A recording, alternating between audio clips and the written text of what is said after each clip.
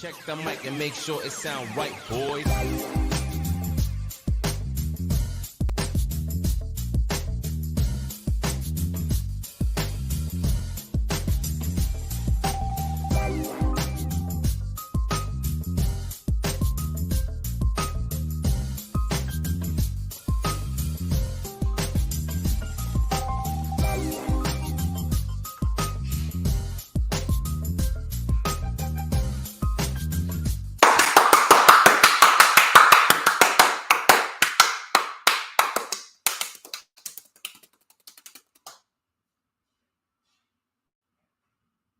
I have almost no words to describe the feeling of everyone throughout the IW, at least the majority of people in the IWC anyway. And I don't really have the words to describe the feeling of myself that I went through yesterday with this unbelievable news. And we're actually going to talk about it right out of the gate. But before we get into anything, it is a new year, but the same greatness resides on this channel because it's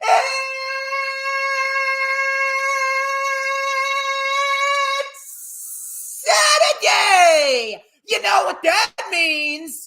We're live! Ladies and gentlemen, I'm the one and only DJ Storms, and I would like to welcome each and every single one of you to the greatest fucking show on earth, streaming live on 4 different platforms, 5 different accounts. We are still going through our little debacle with the Hardcore Sports Twitter. Hopefully we'll be able to get that sorted out sooner rather than later. But regardless, we're still streaming live on a hell of a lot of platforms, and we got a shit ton of news to talk about. As of course, you already know who I am, Mr. Controversy and the operator of the best damn Twitter handle.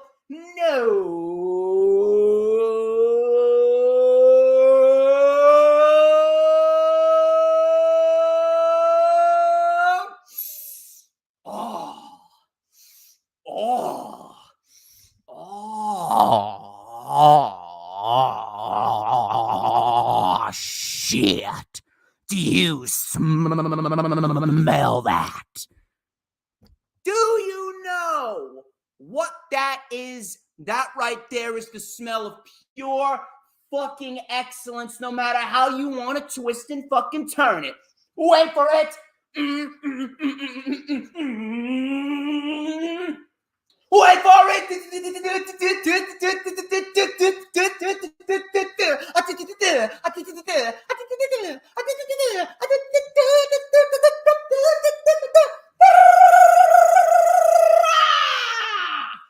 Mankind! And this, oh man, I am feeling it today. This is the first ever LFU Lightning Flash update, the first one of 2023, and we are kicking things off in the best way possible. We doing this DJ Storm style. It's the best kind of style out there, baby. I hope you guys are ready for a banger of a show. You may as well start calling me the IWC's version of Sheamus, because all I do is put out banger after banger after banger, after banger, after banger, after banger, after banger. That's DJ Storms. That's what I'm all about. But I hope you guys are ready for a good time. We are going to jump into the news in just a little bit. I hope you guys are feeling good. I hope you guys had a wonderful Christmas season, a wonderful Hanukkah season, Kwanzaa season, whatever type of holiday that you may celebrate. And I hope that you guys had a wonderful New Year's as well. We are set and ready to start anew. But it seems as though we may be ready to start anew, but the WWE seems to be going backwards with the recent piece of news that broke. Regardless, we're going to dissect everything. And my, oh my, you bet your fucking ass that I got a lot of shit to say about this. Trust me. Trust me. But I see that we got Sleeping Angels, we got Lady Mackenzie, we got the Final Hoss, and Alex Mercado. Hope you guys are feeling it. You do, yeah, I know Alex. He knows. Alex knows it is Saturday. You know what that means, because when I'm live on Saturday, you know that's your Saturday just got even better. But let me tell you something. Before we get into what we're going to get into, as always, thank you guys for tuning in. Thank you guys for stopping by. Thank you guys for making 2022 a great year. Shout out to little Stevie, who appeared on the first ever stream of 2023. This isn't the first ever stream of 2023. This is the second. The first one was this past Thursday at 8 p.m. because me and little Stevie, we collaborated once again for the rundown for Battle of the Belts 5, which was a very good show last night after Rampage. Mitchkovsky, as always, reminding everyone that I'm the best in the motherfucking business. Don't you ever fucking doubt me. But before we get into what we're going to get into, shout out to little Stevie, like I said. Hope to have him back on the channel very, very soon. This year is going to be a great year. We have a lot of good content coming. I'm looking to bring back the Eye of the Storm sit-down interview show where I interview professional wrestlers. So hopefully you'll be seeing some of that very, very soon, as well as familiar faces and new faces are going to be coming to the channel. Some familiar faces that I've collaborated with in the past, some familiar faces that I have had that have been key pillars to getting the DJ Storms brand where it is today. Wink, wink. I'll let you guys figure out what that means. And of course, new faces as well. I'm going to collaborate with a lot of new people I hope to collaborate with this year. But before we get into our festivities here, first things first, please make sure that you follow me on social media. You can see it right down there, Twitter and Instagram at HistoryMakerDJS. You can also add me on Facebook as well. For collaborations and business inquiries, please send me an email. My email is, of course, StormsTakeOver@gmail.com. Like the official DJ Storms business page, and I may just send you an invite to join the official DJ Storms Posse group on Facebook. That is, all of those links are in the description. Please make sure that you are liking the stream when you come on in, no matter where you're watching it from, whether you're watching it from my Twitter, my Facebook group page, my YouTube channel, or the Hardcore Sports Twitch channel right down there at Hardcore Sports 1, or the Hardcore Sports YouTube channel right down there. You can also follow us on Twitter at Hardcore Sports N and Instagram at Hardcore Sports Network. We are looking to be the #1 brand, the #1 destination for all sports analytics, everything sports related, whether it be baseball, hockey, football, basketball, UFC, professional wrestling. We're looking to be #1. And if 2022 was the foundation year, this year is going to be our breakout fucking year. So you best believe Hardcore Sports is going to be taking the entire sports analytical world by storm, no pun intended. So please make sure that you follow all of Hardcore Sports' social media pages, because we are going to bring the fucking heat in 2023.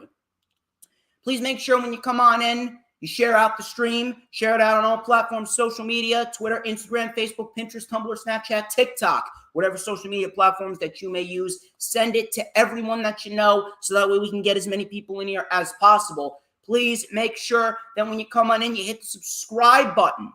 Hit the subscribe button because it's going to help me out. It's going to help Hardcore Sports out. And then, of course, hit the notifications bell. If you're watching on YouTube, hit that notifications bell with a huge coup de grace. That way, you're going to know whenever I pop up on YouTube. Because whenever I pop up on YouTube, baby, it is the absolute best time to be on YouTube. You know why? Because it's the only time that you won't get to see this glorious sideburn chin strap combination and this beautiful mustache right here. We're probably going to see Earl a little bit later on, but we're going to light it up here for him anyway. We're going to light it up right here on the channel with my special Ace Comb with a little bit of and a dash of and a whole lot of because like Campbell's soup, just like a nice gourmet meal that you get at a fancy restaurant, succulent steak with a succulent fries on the side. People, you already know that I am just so good. You already know. But I hope you guys are ready for some good stuff. We're going to get right into the festivities here, and I may as well talk about this first. This legitimately just broke yesterday. I figured that I already had my main topic for the LFU with John Cena and Logan Paul, which I'll tell you this right now, I don't mind. I don't mind. It wouldn't be my first idea, but it's not the worst thing in the world to have John Cena and Logan Paul at WrestleMania. But we'll talk about that a little bit later.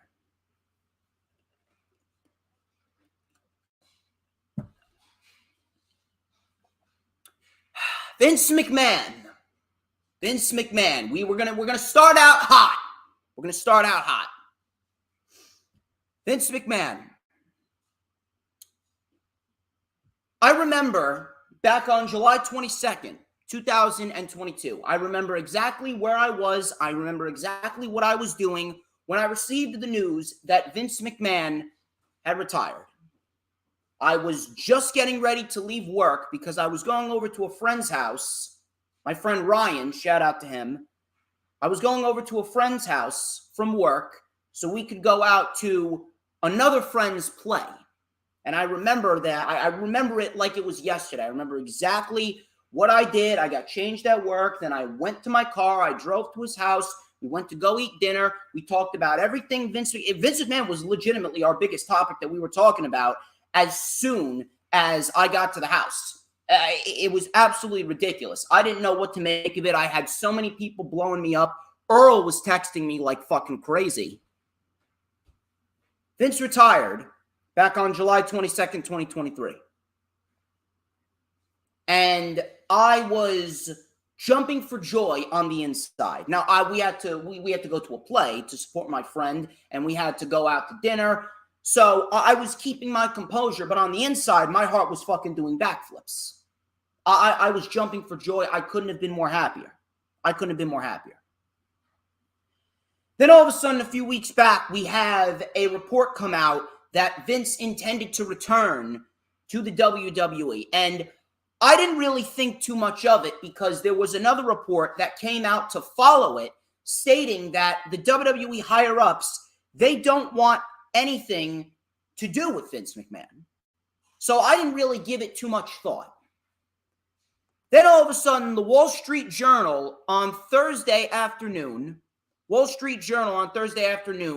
reported that Vince McMahon planned to return to the WWE following his retirement in 2022 amid a sexual harassment scandal in order to pursue a sale of the business. He looked to sell the company. Now, we're going to read all these reports and gather up as much information as possible before I say what I'm going to say. So we're going to take things slow. We're going to ease into it. That was the first thing that came about.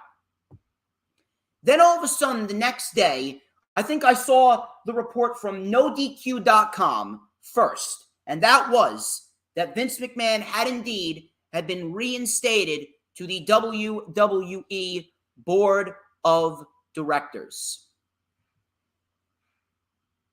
From there, the entire IWC was sent into a frenzy. Everyone was tweeting away. Vince was trending number one. Legitimately, the world was burning around us.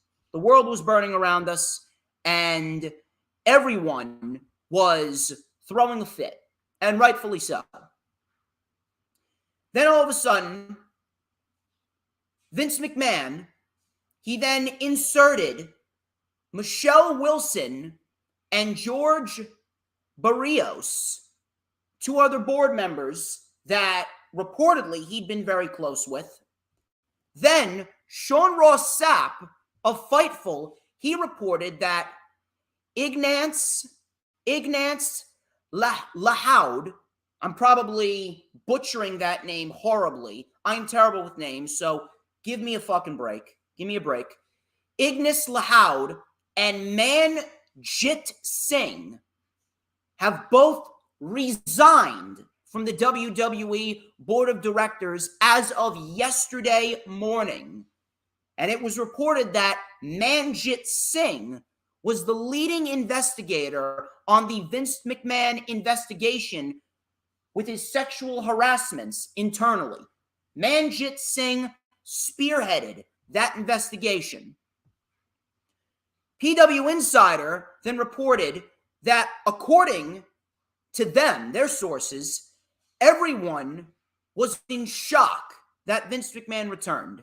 The feeling is that other than people in his inner circle, this took most people in the company by surprise, and there were a lot of people wondering what the hell was next, and rightfully so. The morale in the company is said to have been much better since Vince McMahon stepped down last July. PW Insider also added that they heard from some who said that they want out if Vince McMahon returns. Well, he is back, so we'll see what happens. But one has to wonder if some of these people will be let go, as Triple H brought back a lot of names that were let go when Vince was in charge. Obviously, just to name a few: Karrion Kross, Hit Row, Candice LeRae, Johnny Gargano left, Bronson Reed was fired, Dexter Lumis was fired. All of these individuals, among many others, were brought back to the company. According to WrestleVotes chimed in on this as well. They came in with some interesting reports. One of the reports that they came in with was stating that the sources that they had stated that all employee WWE meeting was concluded, because they did host a meeting. Nothing of note was said to have taken place, according to WrestleVotes. The meeting was conducted by Stephanie McMahon, Nick Khan, and Frank Riddick, and the message was reportedly business as usual, so it wasn't anything crazy. Vince McMahon did state in a statement following his return that he intended for his return to be strictly for the sale of the company, and he will not resume the day-to-day responsibilities of World Wrestling Entertainment because, and I quote, in his eyes, this is according to his statement, they have an exceptional management team.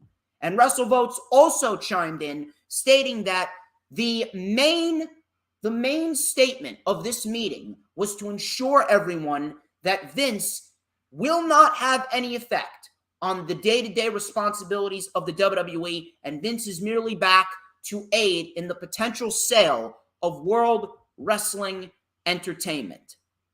In a gist, that was everything that came out regarding Vince McMahon, and I'm sure plenty more will come out regarding Vince McMahon going forward into the next few weeks, into the Rumble, into the Chamber, and into WrestleMania.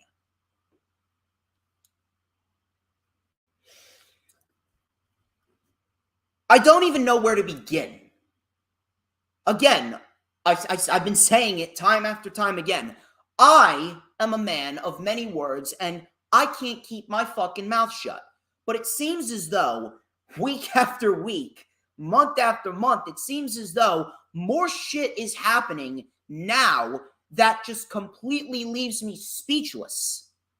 I don't even know where to begin with this. I guess I'll begin with this. I will start with this. I should have seen it coming. There's a part of me that was telling me that I should have seen this coming, but I ignored it. I let my guard down, and I truthfully believed that he was gone. I truthfully believed that that was the end, that we were going to see of Vincent Kennedy McMahon, but I should have seen this coming. I just didn't want to believe it. As soon as he said in the statement following his retirement, as soon as he said that he still owns the majority of the shares, as soon as he said that, that was a dead giveaway. That was a dead giveaway that he planned on coming back. And reportedly, the board apparently tried to stop his return. So if the board tried to stop his return, what prevented them from doing that? Does Vince McMahon really have power over the board just because he owns the majority of the shares? I really don't know finance all too well. I'm an accountant. I'm not a financial accountant. I don't study the stock market. I don't study financial majority shares analytics on a daily basis. So I'm completely unaware of this. Does Vince really have the power over the boards to do that? I mean, if he's back, I mean, I guess he does. I guess he does. I can't even comprehend how the board even allowed this to happen.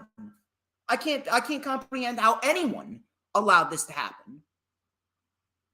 But man, I should have seen it coming. I really should have seen it coming.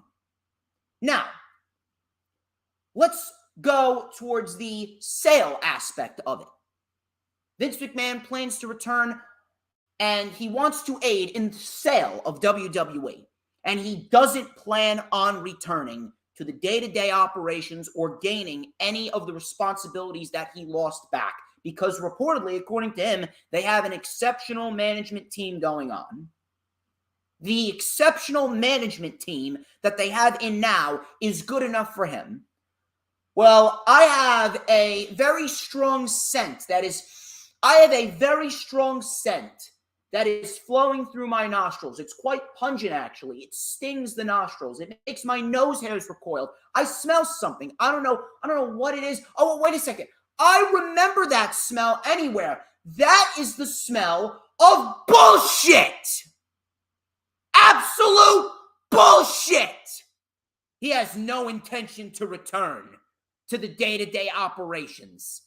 Are people really believing this? You know, there's actually some people that aren't as concerned about this as others.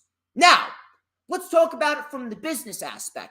I have heard numerous things about the business side of the United States in 2023. And listen, I'm well aware that the stock market and all of this shit going on in the financial field, I understand that the country's in a shit place financially. I understand that the economy sucks. I mean, no shit. You have Joe Biden, that illegitimate fuck, in office. If anyone believes that Joe Biden legitimately got elected as a president, you may be just as retarded as the people that think Vince McMahon is not back to reclaim what was his. Joe Biden didn't win the fucking election. We all know that. And we all know Joe Biden is a complete failure. He hasn't done a damn thing to help the country. And if you believe that he does, I have no problem calling you a fucking retard. I am well aware that the country is in a shit place financially. I have heard numerous amounts of stories about big companies like Amazon laying off tens of thousands of people because of how bad the financial market is. Yes, I'm aware. And maybe the WWE wants to get rid of that shit. Maybe the WWE wants to sell the company so that way they won't have to worry about it anymore and it's someone else's problem. Maybe that's the case. And you know what? If you were to tell me that with how bad the financial market is, and maybe WWE wants to capitalize on it while they can and possibly sell the company for more than it's actually worth, that would make sense. And I understand why someone would say that. I understand why someone would conjure up that theory. And I understand why someone would think that way. But you have to understand that what you just said makes 100% sense. When has the word sense and the name Vince McMahon correlated in the same sentence? Has Vince McMahon done anything in recent years that makes sense? Has Vince McMahon done anything in recent years that he will personally tell you, yeah, this made sense and I did it, and we can all collectively agree with them? No! Absolutely fucking not! When was the last time Vince made any move that made sense? He may be a good businessman, but at the end of the day, everything trickles down, and Vince McMahon's business decisions could very well affect every other area underneath the business aspect of WWE. On top of that, do you really think that he's back specifically for business? Of course he's not. This talent meeting wasn't a talent meeting to ensure everyone that everything's going to be okay and tell everyone the truth. No, this was a meeting to ensure everyone that, yeah, you can relax, but at the end of the day, underneath it all, underneath it all, Vince McMahon has every fucking intention to return back to power. Do you think he actually gave up that position of chairman and resigned willingly? You think he resigned willingly? No. He was forced out. Matter of fact, you want a hot take? I will give you a hot take right now to start off this year. This was all an elaborate plan from the word go. Vince McMahon, he is a born tactician. He is the slyest motherfucker that you will ever meet. Vince McMahon planned this. When the board of directors were pushing him and pushing him and pushing him and pushing him to finally fucking retire, Vince McMahon conjured up this plan and he reluctantly gave up the power. But as soon as July 23rd, as soon as July 22nd, 2022 was over, and Vince woke up on the morning of July 23rd, 2022, he was plotting his revenge and he was making plans in place to carry out at the right time. If you want me to paint this picture for you, has anyone ever seen the movie Law Abiding Citizen? Has anyone ever seen the movie Law Abiding Citizen? Now, it's not my favorite movie, but it's a very underrated movie. It starred Jamie Foxx. It starred Gerard Butler. Gerard Butler's character had his wife and his child murdered right in front of him, and Jamie Foxx was his lawyer. And Jamie Foxx made a deal with one of the killers, to admit that they did kill, or at least one of them killed the mother and the daughter. And then one of them would go to death row, and the other one would receive jail time but ultimately go free. Gerard Butler's character was pissed off that Jamie Foxx did that, and they did not even try. They did not even try to push forth and get them put in jail for life. So Gerard Butler's character, he plotted a 10-year revenge to get back at everyone that was involved in that case. And he was going on a fucking murder spree. He was out for blood, with Jamie Foxx being the number one target. It was a very good movie. Not my favorite, but I would highly encourage you to go out of your way to watch it. That is exactly what Vince McMahon did. He pulled a law-abiding citizen. As soon as July 23rd hit, he was on top of that shit, writing it down, planning and prepping everything in hopes that everything would work out correctly. And so far, everything has worked according to plan to Vince. Do you actually believe that, who is it? Fucking Ignis Lahoud and Manjit Singh, you honestly think that they resigned? They didn't fucking resign. Vince fired them. Vince fucking fired those two. You know why? Right out of the gate, when Sean Ross Sapp reported that, Manjit Singh was the lead individual that spearheaded the investigation, the sexual misconduct investigation of Vince McMahon. Do you honestly think that he's out of there because he resigned? No. Vince McMahon reinstated himself. He got reinstated by the board. He went in there with this BS plan that he plans to sell the company, and now he is out for blood. Vince McMahon has a fucking hit list. He is an assassin looking to take out his revenge, take out every last bit of anger on every single individual that forced him out of power. NXT Vengeance Day is coming up on February 4th. We got a Vengeance Day 1 month early. January 6th, 2023. It was Vince McMahon's Vengeance Day. And if you actually think it's going to stop here, you are sorely mistaken. This is Vince McMahon we are talking about. If you honestly do not believe that that man, that demented old bastard, has every single intention of getting back at everyone that got him fired.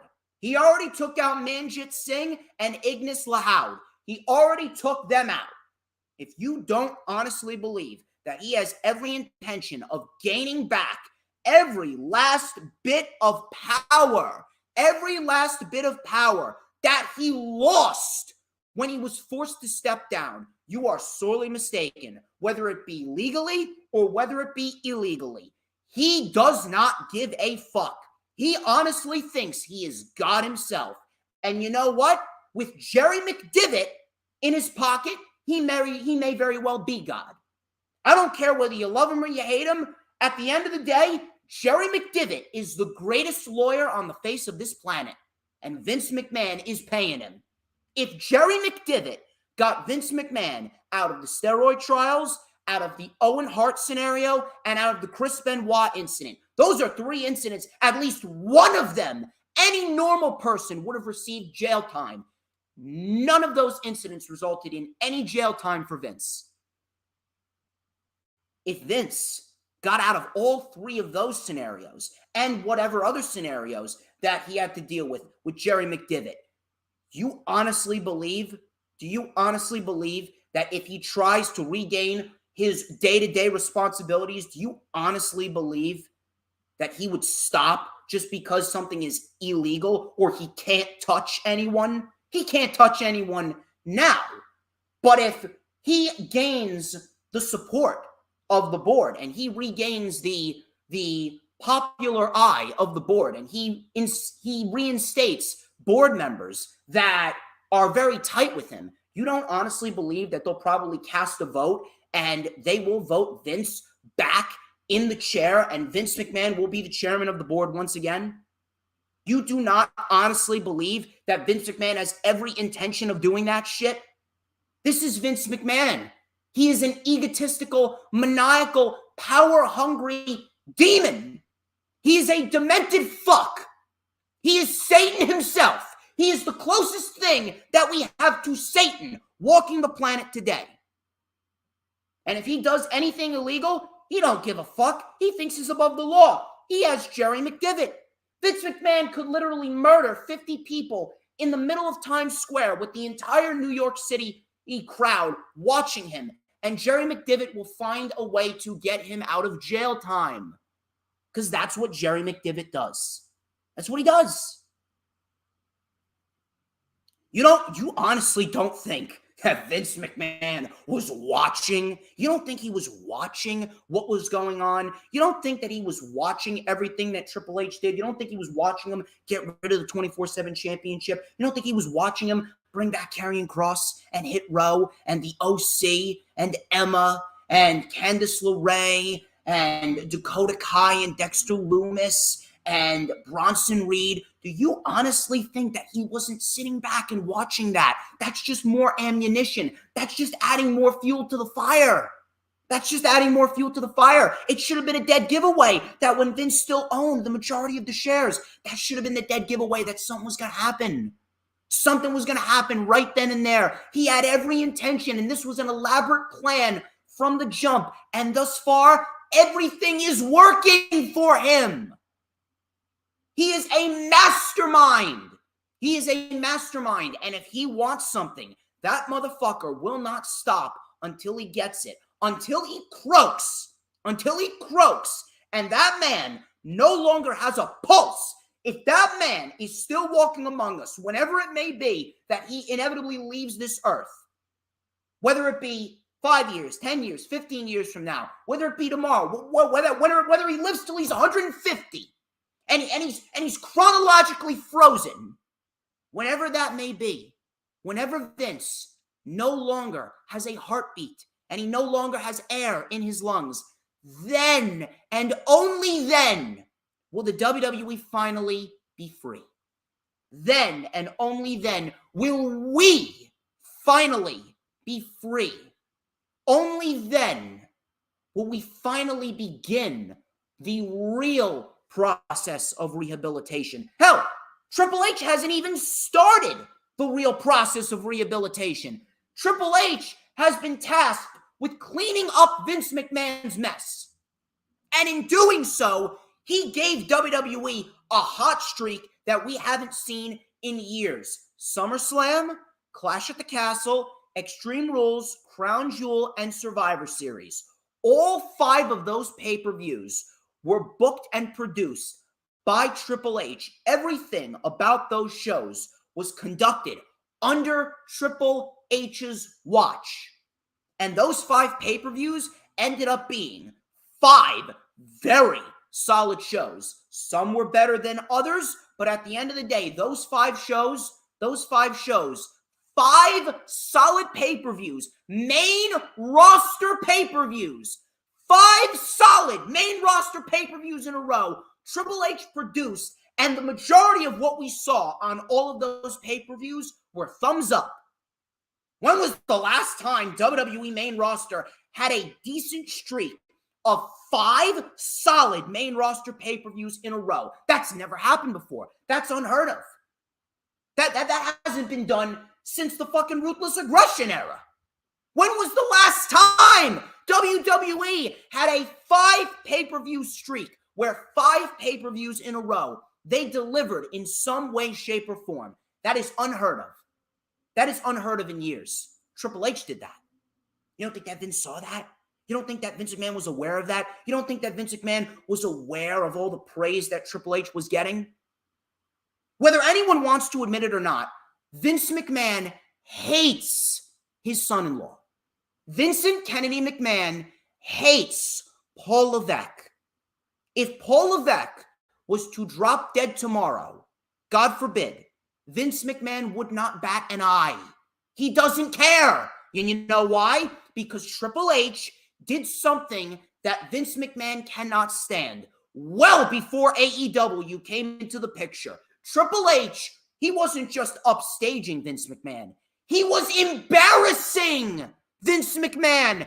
Every single NXT takeover, every single NXT weekly event, every single NXT production under the black and gold banner from 2014 all the way to 2020 when Vince really started to take over control. All of those shows, all of those takeovers, every single main roster Big 4 pay-per-view, a takeover followed. A takeover was right there, and a takeover absolutely shit all over the main roster. They shit all over everything Vince McMahon produced. NXT TakeOver New York in 2019 on April 5th, 2 days before WrestleMania 35. NXT TakeOver New York was better than the last 10 WrestleManias. And I'm even putting that over WrestleMania 31. Even the great WrestleMania 31, and that was one of the best WrestleManias of all time. Even the great WrestleMania 31 did not top NXT TakeOver New York. You don't think that is sat with Vince McMahon all these years? You don't think that sat with Vince McMahon? You don't think that Vince McMahon made it a mission to strip Triple H of everything? He stripped him of everything. He castrated him. He stripped him of all of his power, and he put him in a fucking desk sharpening pencils up in Stanford. And he put Triple H in there. That's what happens when you upstage me, when you embarrass me. This is my way. I'm doing it my way, and you're going to sit there. And then all these sexual allegations came out. All these sexual allegations came out, and Vince McMahon had the rug ripped out from underneath him. You don't think that Vince McMahon had vengeance on his mind? That man is out to mount head after head after head on his wall. That man is out for the biggest revenge that he has ever gone out for. That man is back with a vengeance. That man is back to take what he forcefully had to give up. You don't think that Vince McMahon has been watching all the praise that Triple H has been getting? Triple H has been getting more praise than Tony Khan as of lately. And that's not because Tony Khan's doing a bad job. It's just because Triple H finally, after all these years, is in a position, the position that he's deserved, the position that he rightfully earned, the position that he should have been in 10 years ago, the position that he should have assumed as soon as CM Punk left, the position that he should have been in for all these years. Triple H was in that position. Triple H has been running WWE better than Vince McMahon over the course of the last 6 months. Vince McMahon isn't back to merely sell the company. And let's just say, even if he does, let's just say, hypothetically speaking, that he is back to sell the company. Let's say, hypothetically speaking, that he's not going to regain all the responsibilities that he once lost, and he does not have a master plan in place to regain all of those responsibilities. Let's say, hypothetically speaking, he is back for merely the sell of the company. Do you honestly believe, do you honestly believe that the buyer, whoever this buyer is, whether it be Apple, NBC, Fox, Amazon, Disney, whoever it may be, do you honestly trust the buyer to do right by the company? NBC Universal is one of the top bidders. According to an investment firm, I believe it was MRM Partners, they're an investment firm. They think that Comcast, which owns NBC Universal, they think that they're going to buy out the WWE. NBC Universal instituted the 24/7 title. They don't know jack shit about professional wrestling. Whoever the buyer may be, even if Vince intends to sell the company and we do get someone buying it, do you trust the buyer to do right by that company? I sure as hell fucking don't. That company needs to be in the hands of someone that knows professional wrestling. That company needs to be in the hands of someone that eats, sleeps, and breathes professional wrestling, that does what they do for the fucking fans, that has the motto to make each show better than the last. For all we know, NBC Universal could buy WWE and make it into fucking Sesame Street. But either way, Vince McMahon is not back to merely help the company in the business aspect. You are not going to convince me, no matter what, that Vince McMahon is back merely for the business aspect. This is Vince McMahon. He is an egomaniac, right down to the very last letter. He is a maniacal son of a bitch. He is a petty, vengeful motherfucker. Vince McMahon is back to take WWE into the grave with him. Vince McMahon is back to destroy what Triple H is doing, whether it be with him regaining power or whether it be with a new buyer. Because I know for a fact that Disney, Apple, Amazon, NBC, Fox, I know for a fact that they are not going to do right by the company unless they leave Triple H to do what he's doing. It may start out that way in the beginning. Triple H, let's say Disney buys WWE. Disney buys WWE. Triple H may do what he wants in the beginning, but slowly but surely, week after week, month after month, we will see Disney start to insert some of their own flavor of entertainment into WWE. Pretty soon, Disney will be pretty much running WWE. And it will be a slow death. It will be a slow, painful death where we will all have to sit back and watch Triple H's creation deteriorate. Meanwhile, we are in the embryonic stages of Triple H's rehabilitation, and Vince McMahon is looking to abort that shit. Vince McMahon is back with an intention to sell the company in order to get back at Triple H or, because this is, you know for a fact that this is where it's going. He is going to regain power, and he's looking to take WWE into the grave with him. He will not stop. He would not stop until WWE is no more, because he cannot stand unless he croaks or WWE croaks. He will not stop. He will not stop. And nothing will truthfully get better until Vince McMahon is not walking among us anymore.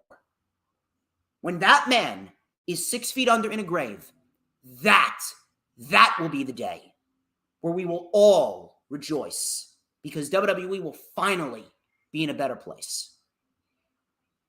Vince McMahon has every intention on destroying that company because he cannot stand when someone does something better than him. He would rather take that company into the grave rather than watch it succeed and watch it flourish without him as a member of the executive team. Or of any team, creative team, management, chairman, executive. He cannot stand the fact that he needed to give up power. And he put a plan in place.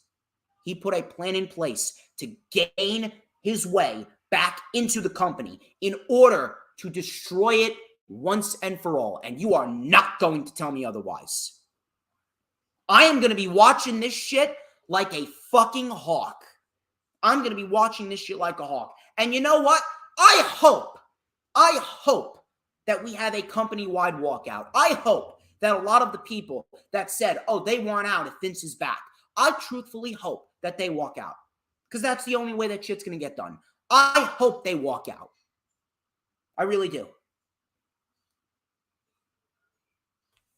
It's an absolute fucking joke.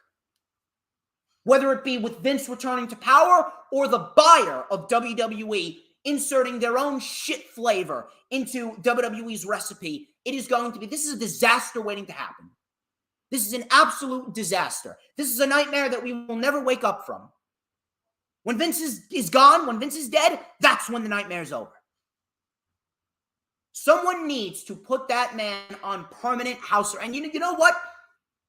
I don't want the WWE to go under. I really don't. But at the same point in time, there's a small part of me that wishes WWE would go under.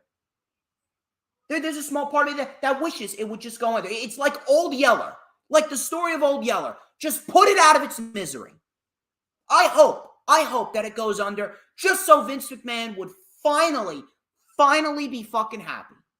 Just so he would finally be fucking happy and we would finally be free. And we would finally be free.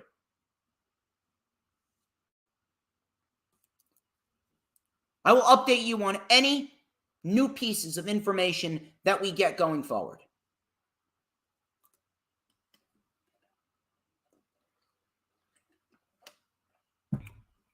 An absolute fucking joke. An absolute fucking joke.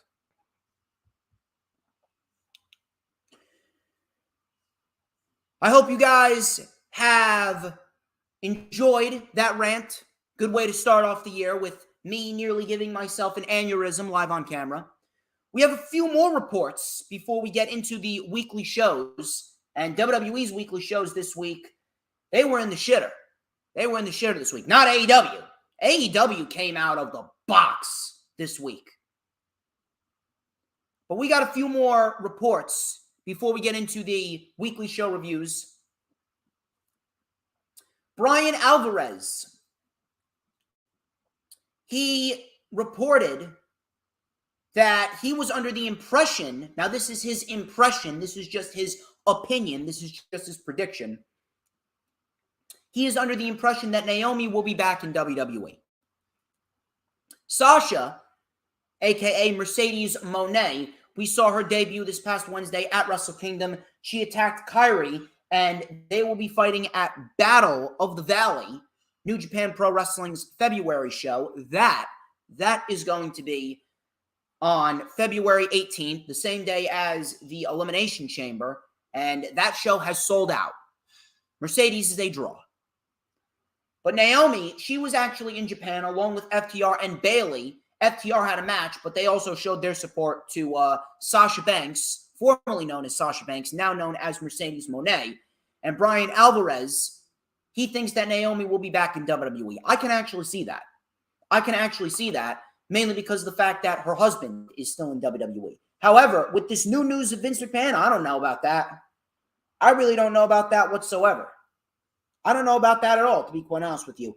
Sasha and Naomi, with this news that Vince McMahon is reportedly back, they look like geniuses for walking out, and they didn't come back. They didn't resign. They look like geniuses in the end. Why would you come back unless Vince McMahon truthfully is gone? Especially considering that the women's division really doesn't look all that good anyway.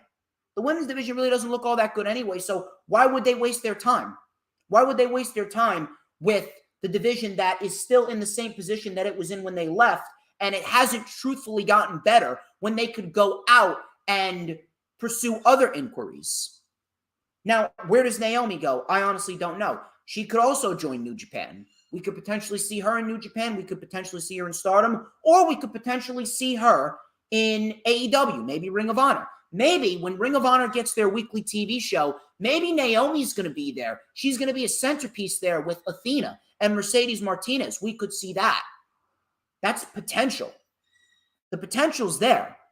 But that's something I'm going to keep an eye on right there. It's rather interesting, but at the same point in time, I can see her back, but I can't see her back. I can see her back because ultimately that division needs her, and her husband works there, but I can't see her back because of what happened with Vince and the fact that he's back as a member of the board.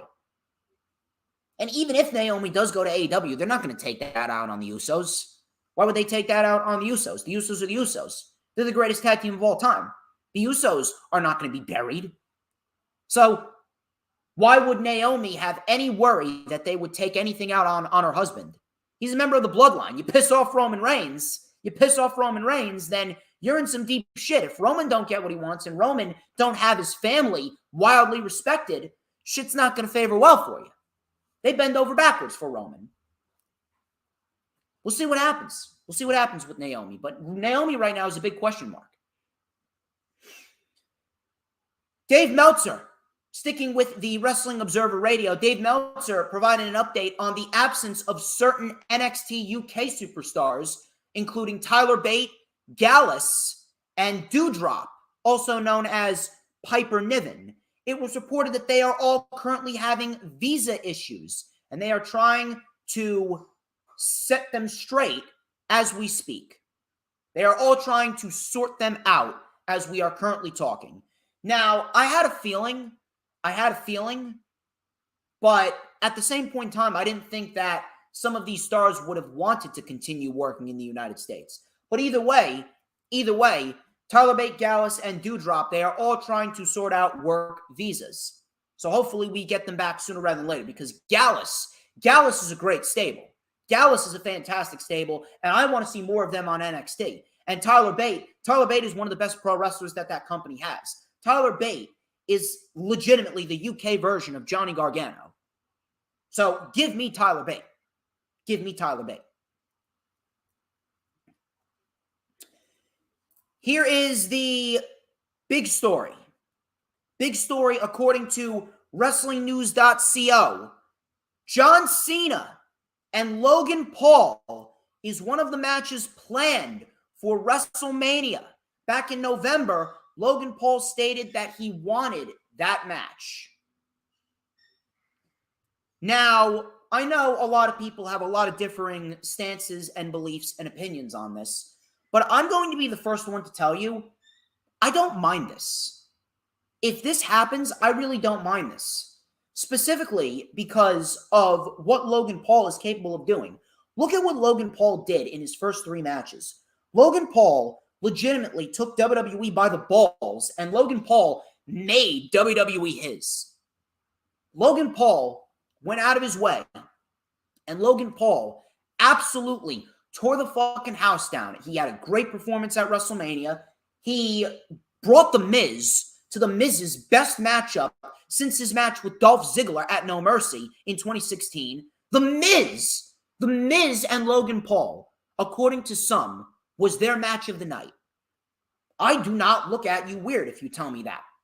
That was a great match. And then you got Roman Reigns and Logan Paul, which was one of my top 10 best matches of the year. So if we get Logan Paul at WrestleMania against John Cena, I'm not going to sit here and tell you that I mind this, because if he put on what he put on with The Miz and Roman, imagine what he could do with Cena. That's a big-time money matchup. And it won't just be another typical celebrity matchup just to get the headlines. It would actually be a good wrestling matchup. My only concern is this.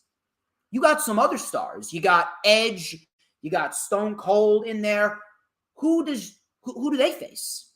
Because John Cena was pitched by many people in the IWC to either go one-on-one with Edge or Stone Cold.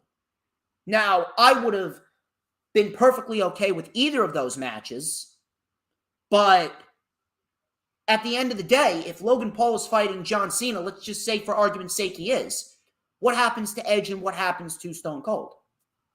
I don't know. Now, Edge is reportedly set to wrap up his feud with the Judgment Day. Let's talk about Stone Cold first. There's multiple different ways that you can go with Stone Cold. Maybe you could do Stone Cold versus Edge. Stone Cold versus Edge would probably be the next best thing to John Cena versus Stone Cold, because Edge is painted in the same light as John Cena. He's a Hall of Famer. He's an 11-time world champion. He's done it all. And Edge right now is probably better now than he was then. Edge is doing some phenomenal work. Edge has done some great work this year with AJ Styles and with the Judgment Day, with Damian Priest, Dominic Mysterio as well. So at the end of the day, I would not mind an Edge versus Stone Cold match. But I got a bold prediction here. Listen to this. I got a bold prediction. You know who has been getting a lot of shine as of lately? You know who has been a main priority under the Triple H administration? I can honestly see Stone Cold fighting Finn Balor. What if Finn Balor gets the matchup with Stone Cold? Finn Balor's been on a hot streak. He's been getting victories over Dolph Ziggler, Rey Mysterio, Matt Riddle. He beat Edge. He beat Edge in an I Quit match back at Extreme Rules. He beat Edge. So if we are in a scenario where Finn Balor is getting a lot of shine and he's going to be a major priority in 2023, what if we get a clash of generations? I mean, Stone Cold did it with Kevin Owens. What if he does it with Finn Balor? I don't know about you, but that would be a very intriguing matchup. Now, what happens with Edge? Edge is reportedly set to wrap up his feud with Finn Balor at the Royal Rumble, and we're probably going to get Balor and Edge inside Hell in a Cell at the Rumble, with Edge coming out victorious. So if Balor moves on to Stone Cold, what happens with Edge? I'm going to get you out there with another bold prediction. Here's another bold prediction. What if Edge goes into WrestleMania against Bray Wyatt? Bray Wyatt is obviously not going to be feuding with LA Knight all the way up until WrestleMania. LA Knight's going to move on to something new, and Bray Wyatt's going to need a bigger name to go up against. And I don't know about you, but I'd say that's a very intriguing match. That's a dream match for many. Edge versus Bray Wyatt? I don't know about you. I think that Edge versus Bray Wyatt would be a great idea. And if Wyatt's going to introduce the Wyatt Six, if we're going to get a legit Wyatt Six faction forming, what if Edge brings back the Edgeheads? What if Edge brings back Matt Cardona, a.k.a. Zack Ryder, and Brian Myers, a.k.a. Kurt Hawkins? And we have Edge and the Edgeheads versus Bray Wyatt and his faction, because at some point in time, the individuals are going to have to start revealing themselves for the Wyatt Six. You could branch off Edge and Bray Wyatt into multiple different types of programs. I would very much love to see what Bray Wyatt could do with someone like Edge. So if we get Balor and Edge at the Rumble, if we get Balor and Austin, Edge and Wyatt, and Cena and Logan Paul, that's a very intriguing three-match lineup for WrestleMania's card, along with whatever else they want to put on the card. I don't know about you, but I would absolutely love to see that. Let me know what you think.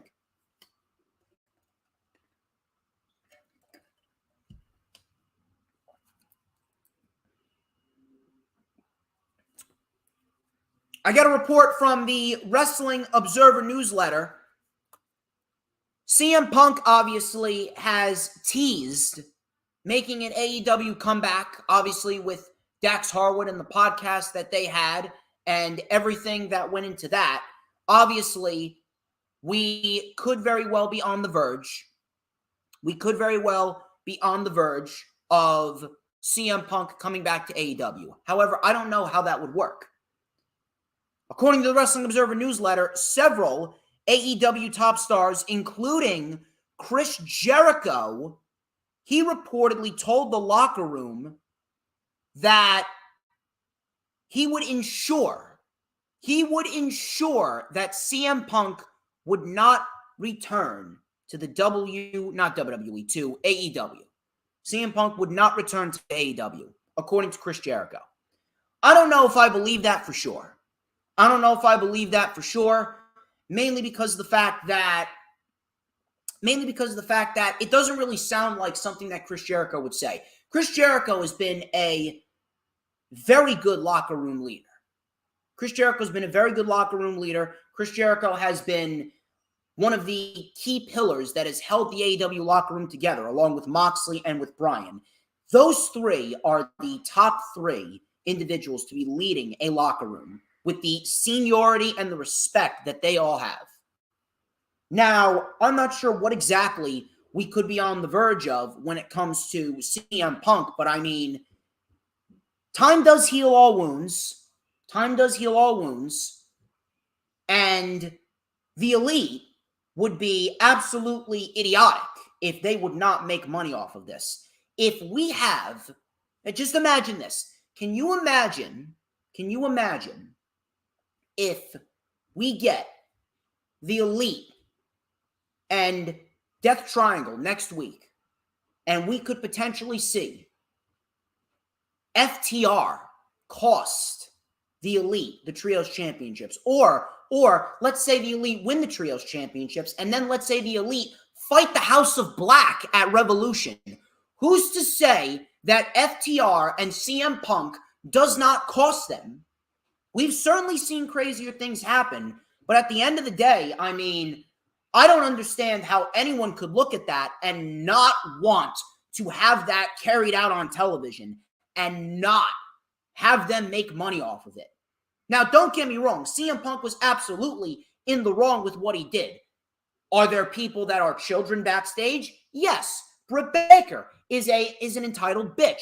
Jade Cargill is an egotistical cunt. Sammy Guevara has been acting like a childish motherfucker multiple times over the course of the last couple of months. There are children in that locker room. He's right, but that doesn't mean that he should go out on a post-media scrum after one of their biggest shows of the year and bury the company as its world champion right in front of the fucking CEO. If you want to be mad at the children in the locker room, fine. You could be mad, but don't go out on a post-media scrum and do that shit.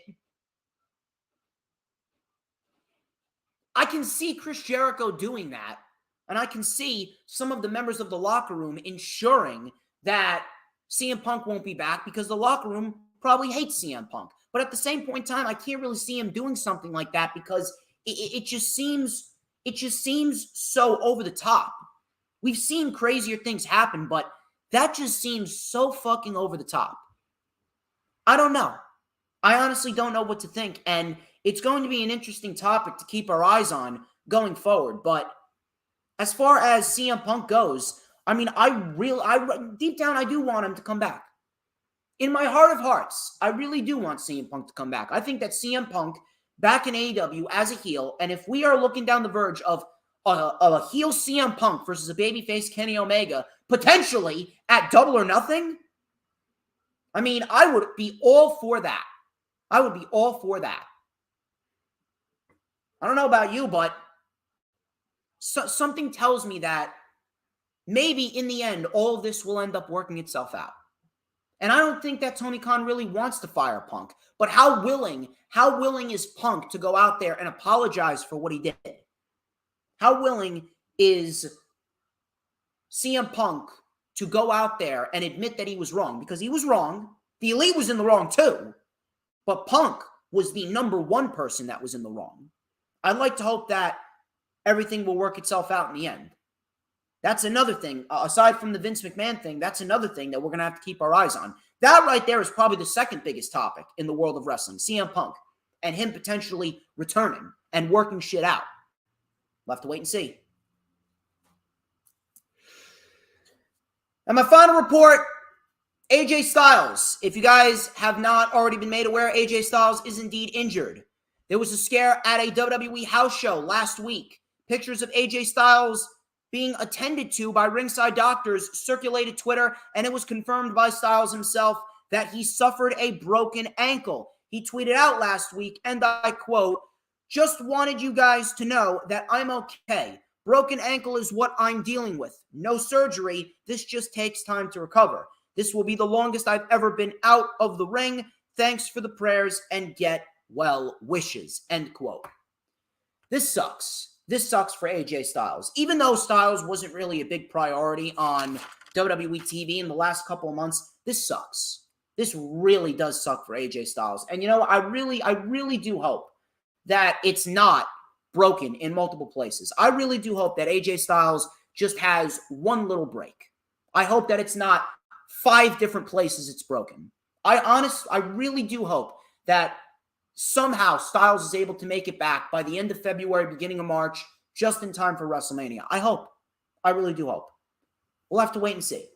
But thoughts and prayers go out to AJ Styles, and I hope that he's back sooner rather than later because AJ Styles is one of the best.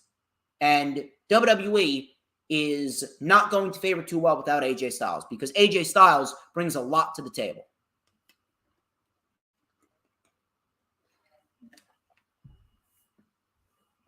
Those are the news, rumors, and reports. We are going to get into the weekly show reviews, but I hope you guys are having a good time. Thank you to Hooligan, the Final Horse, DD. Shout out to Lisa Wardlow as well. Thank you to Sleeping Angels. You guys have been fantastic since the jump, and we are not done yet. We got plenty more to dissect. We got ourselves 5 weekly shows to dissect. 5 weekly shows to dissect. And WWE TV this week, I don't know what happened. Matter of fact, I do know what happened. Vince McMahon happened, and it is damn Vince McMahon to hell all day, every day. But Raw and SmackDown this week, I don't know what happened. They really did not. They did not start off on the right foot. Raw wasn't terrible. It just didn't have that wow factor. Minus the beginning and the end. So, Raw started off with the Bloodline. They were destroying the ringside area. The Usos were taking out the commentary booth and flipping the table. Owens then came out. Zayn told Owens that this is a hostile takeover, and he said that people will get hurt, and it's because of you. Owens then said, I swore I had something to say, but all I want to do is punch you in the face. So Pierce then came out, and he told the Bloodline to leave the ring peacefully. The security tried to escort them out, but Solo took them out with ease. Owens then charged the ring. We got a huge brawl. Pierce yelled for the locker room, and here's what I love about this opening segment. If you guys paid attention, every member of the locker room came out. Every single member of the locker room that came out was attacked by the Bloodline.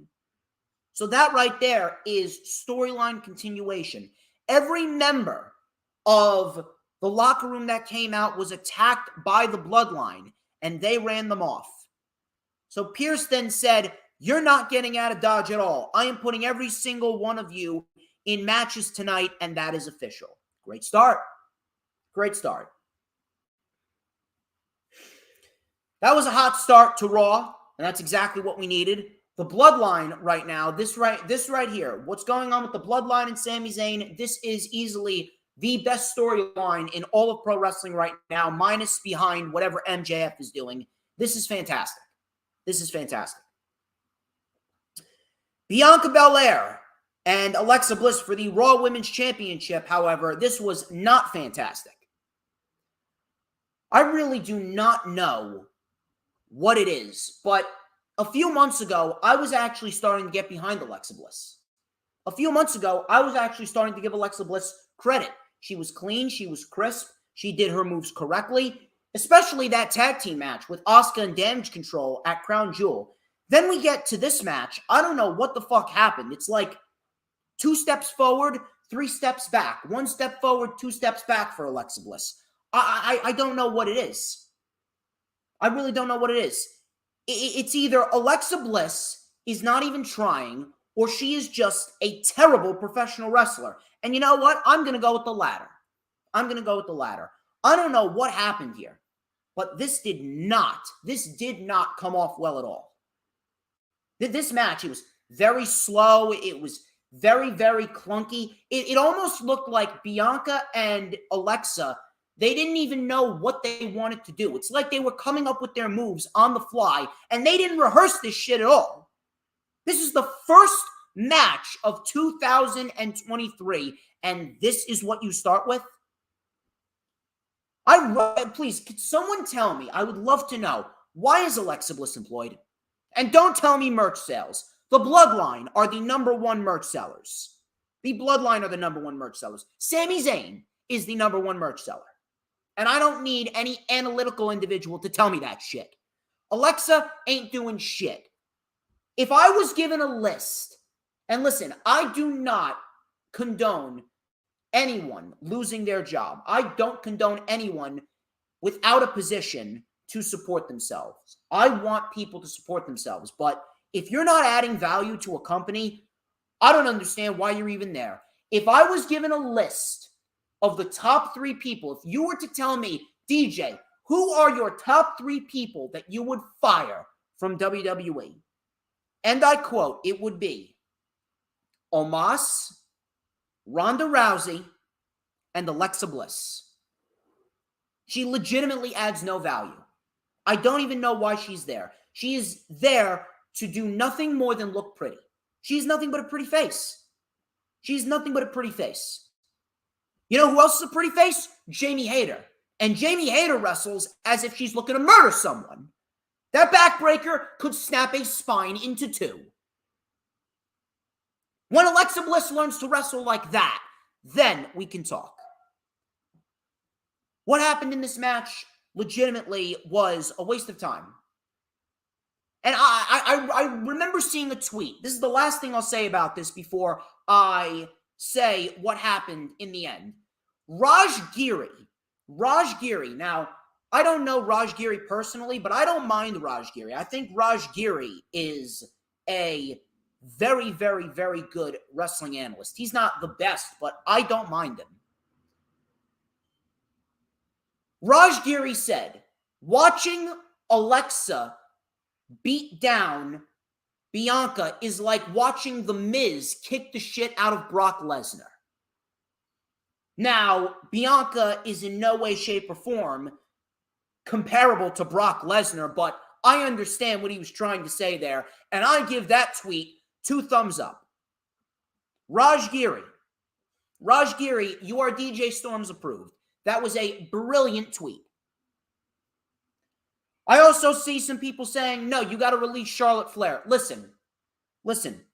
My gripe is not with Charlotte Flair when it comes to her in-ring skill. Charlotte is a decent wrestler. She's just not booked well.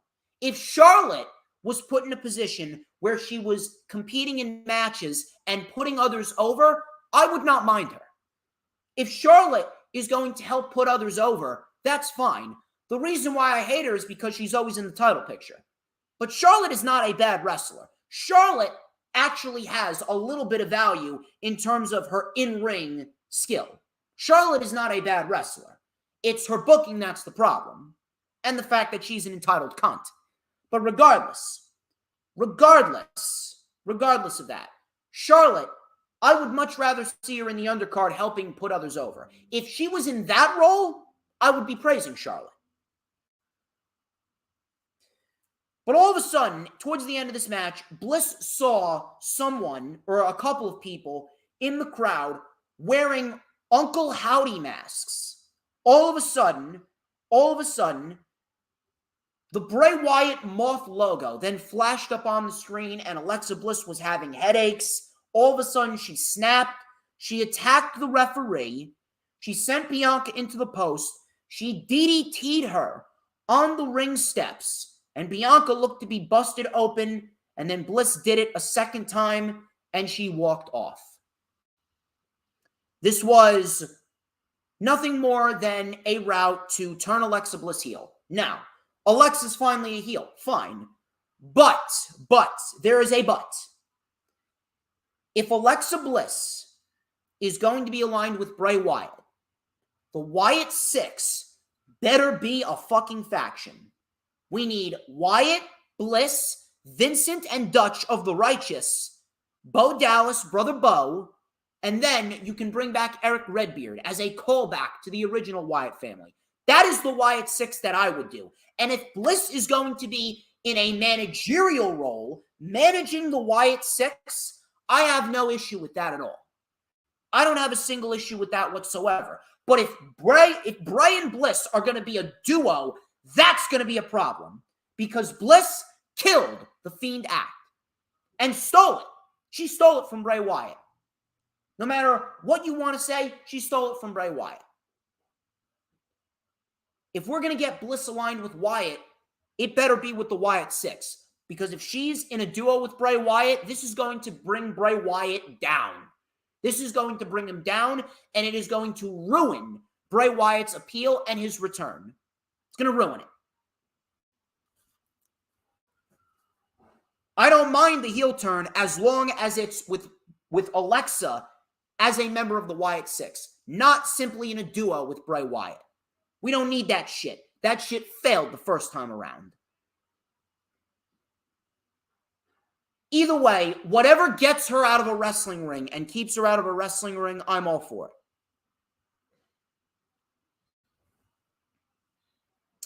Now, from there, we actually went into something that was pretty decent.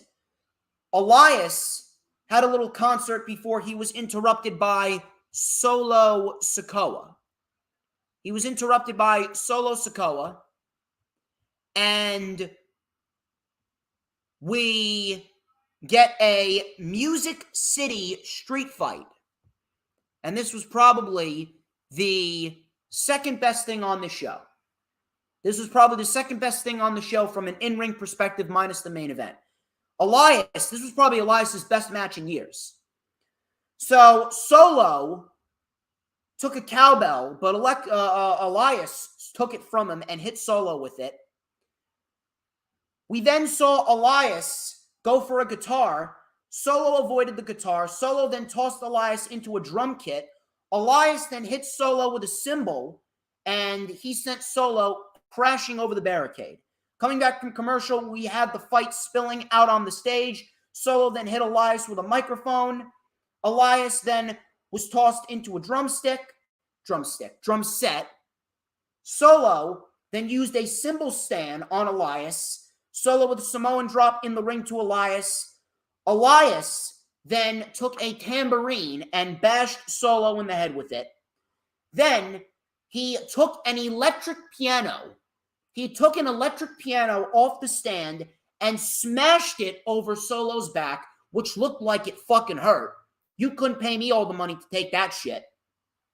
Solo then came in with a belly-to-belly suplex. Elias then used the tambourine again. He had a stinger splash and a nice spine buster. On the outside, Elias then hit Solo with another electric piano. Elias then took a guitar from musician Hardy. I've never heard of him before. Hardy then saw that Elias was in trouble, and this was probably one of my favorite parts of the match. Hardy came in, bashed a guitar over Solo's back, and Solo did not budge. So this was great. Hardy hit Solo in the back with a guitar. The guitar shattered. Solo didn't even sell it.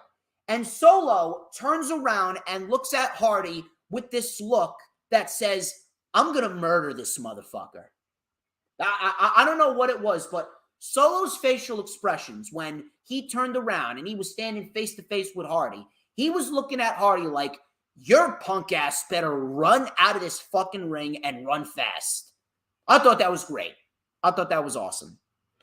So Elias tried to take over control.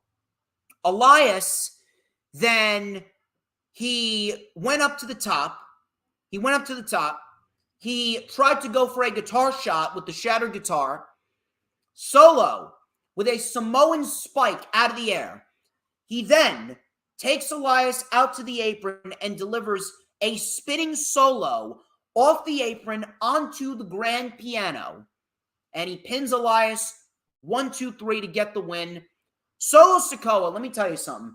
If you want a highlight of WWE, if you want to talk about members of the bloodline that are from best to worst. Sammy's obviously the best. But Solo, I'm putting Solo right underneath Sami Zayn. Solo has been booked perfectly. He's legitimately been booked perfectly. He's a silent killer. I love Solo Sikoa's booking. If Solo Sikoa keeps on being booked like this, then I can honestly see Solo as a top-tier contender to potentially take the IC title off of whoever takes it off of Gunther. Sheamus, if Sheamus is going to beat Gunther, let's say, I can absolutely see Sheamus dropping it to Solo when the time is right. If Sheamus is going to take the title off of Gunther at Elimination Chamber, and Gunther is going to go in and he's going to fight Brock Lesnar at WrestleMania, I can honestly see Solo Sikoa taking the title off of Sheamus at SummerSlam. I think Solo has progressed beautifully. He's doing great work. So that was a fun match. From there, we go into Sami Zayn and the Usos versus Kevin Owens and the Street Profits. And this was a decent little match. Nothing too crazy. Solo ended up getting involved, which led to Sammy getting the haluva kick on Montez Ford to get the win. And then afterwards, the Bloodline attacked Owens. Sammy got a chair. He was going to take Owens out for good before McIntyre and Sheamus showed up to save Owens. And they stood tall. They stood tall in the end. And we got a build going into their matchup with the Usos for the Undisputed Tag Team titles. Not bad. From there, we got Dexter Lumis and Chad Gable. This only went about 4 minutes, and I'm trying to figure out why it only went 4 minutes. You really couldn't have shaved off a couple of minutes from Alexa and Bianca, and you couldn't have given some more time to Dexter Lumis and Chad Gable? Dexter Lumis is a great pro wrestler, and Dexter Lumis is not going to get over if you only put him in 4-minute matches. Now, it was entertaining for the 4 minutes that it went, but it was nothing memorable. It was nothing memorable at all. Now, I love what Lumis is all about, and I love how Lumis wrestles, but at the end of the day, I'm not going to sit here and I'm not going to say, oh my God, you got to go out and watch this. It only went 4 minutes. There should not be a match. There should not be a match with anyone that is a full-time talent going under 10 minutes. 10-minute matches. We need Dexter Lumis and Chad Gable in 10-minute matches minimal every week. That's what we need. It is World Wrestling Entertainment. Give us the wrestling. Give us less of the garbage wrestling with Alexa Bliss and more of the real wrestling with Lumis and Gable. Please. Dexter Lumis wins with a tight pin. I don't know where this is going. I'm not really sure how Lumis is going to continue what's going on with Bronson Reed and The Miz. I don't even know where Johnny Gargano was on this show.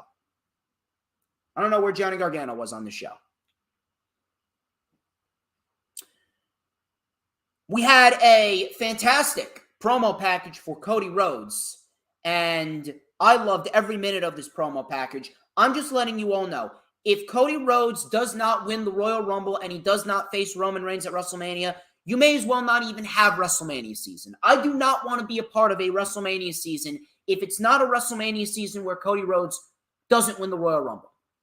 If Cody Rhodes doesn't win the Royal Rumble, I don't want this WrestleMania season. Just cancel it. Cody Rhodes or bust. Cody Rhodes or bust. Damage Control. Damage Control, they had a promo. Damage Control came out and they were reminiscing about how they formed at SummerSlam. Bayley and Damage Control hyped themselves up.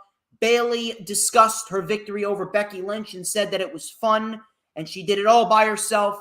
Becky then came out and she said, "Shut up, Bayley, you dope." Becky then said, "It's the same thing week after week. Unable to do anything by yourself. It took you years to step out of someone else's shadow." Wink, wink, Sasha Banks. And it looks like they are doing all the hard work and you are taking all the glory. When I lose, I don't whine. I get better. How about we end this tonight in Nashville? Bayley then said, "No." Becky then said, I already beat you, said Bayley. How about you find the partner and you fight these two? Becky then said, well, I don't have a phone, but 2-on-1, yeah, seems fair. So we had Becky versus Damage Control to start off the match, but it ended up turning into a tag team match because Mia Yim came down to ringside, and she got up on the apron, and she joined Becky as her partner. So it looks like Mia Yim is joining this program with Becky and Damage Control. Yim with a suicide dive on Dakota Kai. Coming back from commercial, Yim was isolated. We had a crossface by Io. Lynch then dropped Kai on the floor and into the barricade. Lynch then with a missile drop kick for a 2 count. Yim and Lynch then with a double superplex on Dakota Kai. Io then saved the match. Yim with a drop kick to Sky. Spike Rana in the ropes by Mia Yim, which looked nasty. Bayley then put Dakota Kai's foot on the rope. Becky then went after Bayley. Io Shirai was in the ring. She took out Mia Yim with a moonsault, and Damage Control gets the win in a very solid tag team match, and she ends up beating Mia Yim, does Io Sky. Now, the positive in this, Becky Lynch, she is putting people over. She's putting people over, and 2, Damage Control is feeling like a legit threat. Damage Control is feeling like a legit threat. However,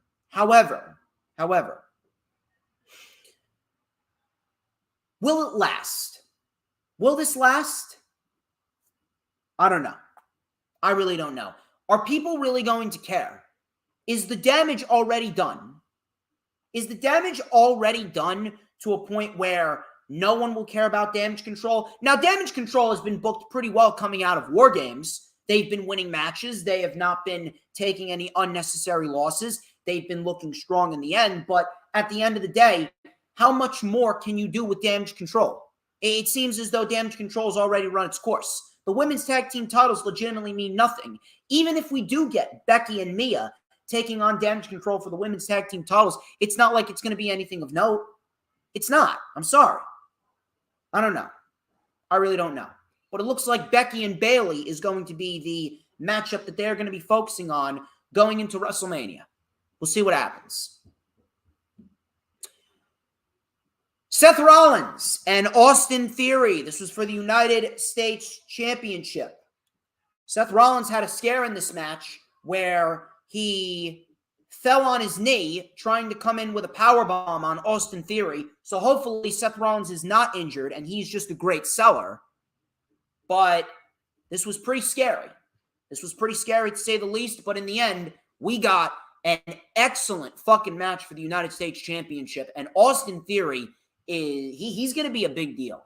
He's going to be a big deal this year, and I am loving the creative direction for Austin Theory. So Rollins and Theory chopped the shit out of each other early on. We had a springboard flying knee by Rollins. Theory then with a rolling drop kick for a 2. Theory with a ground and pound on Rollins. Theory then bashed Rollins face first onto the announce table. Coming back from commercial, Rollins mounted a comeback with a tope suicida, backbreaker for a 2. Both men traded counters back and forth. Rollins couldn't get Theory up for a powerbomb, and he sold the knee. This is where we all thought that Rollins may have been injured. Now, he finished the match like a beast, so I don't know. Maybe he's just a great seller. I'd like to hope Rollins is not injured. So Rollins couldn't get Theory up for a powerbomb, and he sold the knee. Theory then went up top, superplex by Rollins. Theory then reversed the Falcon Arrow into a knee drop brainbuster. Rollins then kicked out. They went strike for strike, enziguris and forearms. Both men were down. Rollins then with a rolling elbow to the back. Seth could not get the stomp. Theory went to take his ball and go home, but Rollins went right after him. Super kick and a frog splash connects. Theory kicked out. Rollins was then shoved into the referee. The pedigree connects. Another official came out. 1, 2. Theory kicked out. Rollins then behind the referee's back was caught with a low blow. Theory with a low blow to Seth Rollins. And then Theory hit A-Town down for the 1-2-3 win. And Austin Theory retains the United States Championship in an excellent match. A match that was the right way to start off Raw's main event reputation for 2023. But however, outside of the opening segment and the main event, Raw wasn't bad. We did have some decent things on the show, but it seems as though outside of the Bloodline, outside of Austin Theory, Gunther, and Rhea Ripley, everything else in WWE just feels flat. I'd like to hope that Rollins is not out with a long-term injury. It is going to be really, really sucky if he is, because Rollins is in a position where he could very well be a top-tier guy coming out of WrestleMania. And it sucks.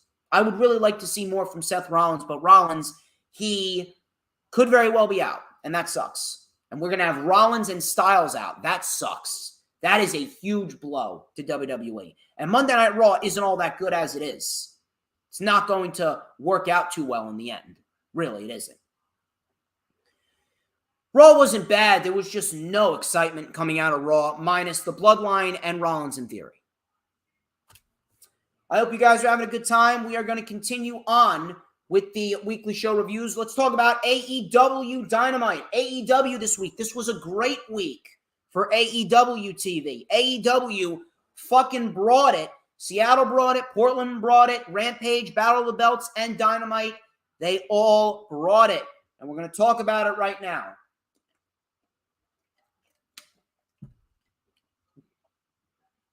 Chris Jericho and Ricky Starks kicked off the first Dynamite of the new year in Seattle. And I gotta say, the new set and the lighting looks great.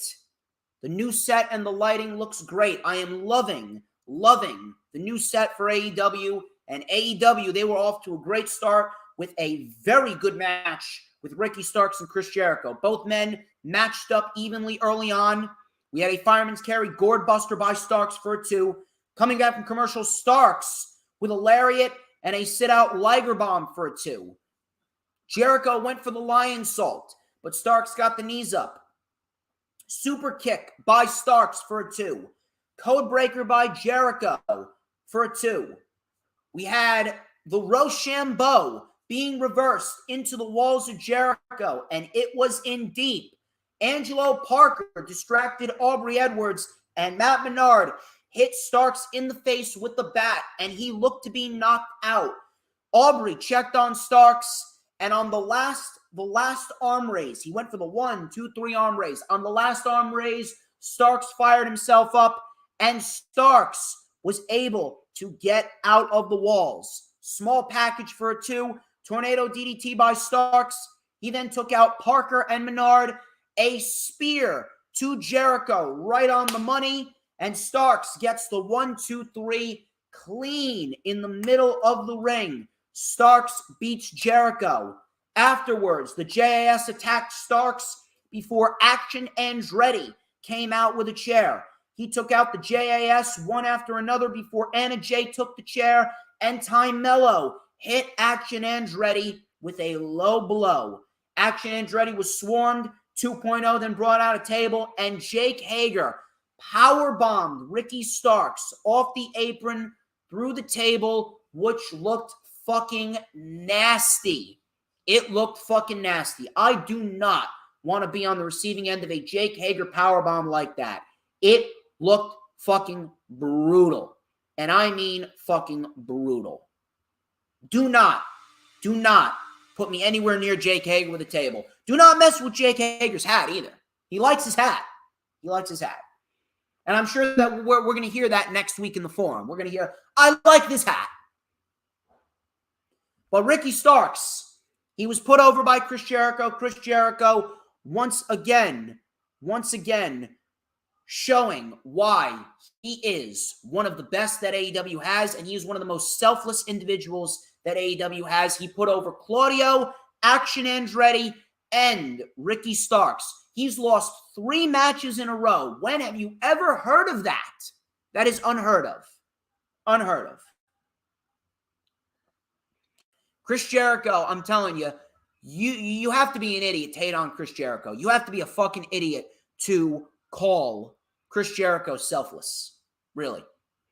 Chris Jericho is doing God's work right now in AEW. And Ricky Starks, he is going to be the future of AEW, if not already. Now, what happens going forward? I can see another match. I can see Ricky Starks potentially recruiting new people to help him take out the JAS, for sure. And you know what? I'm going to like that.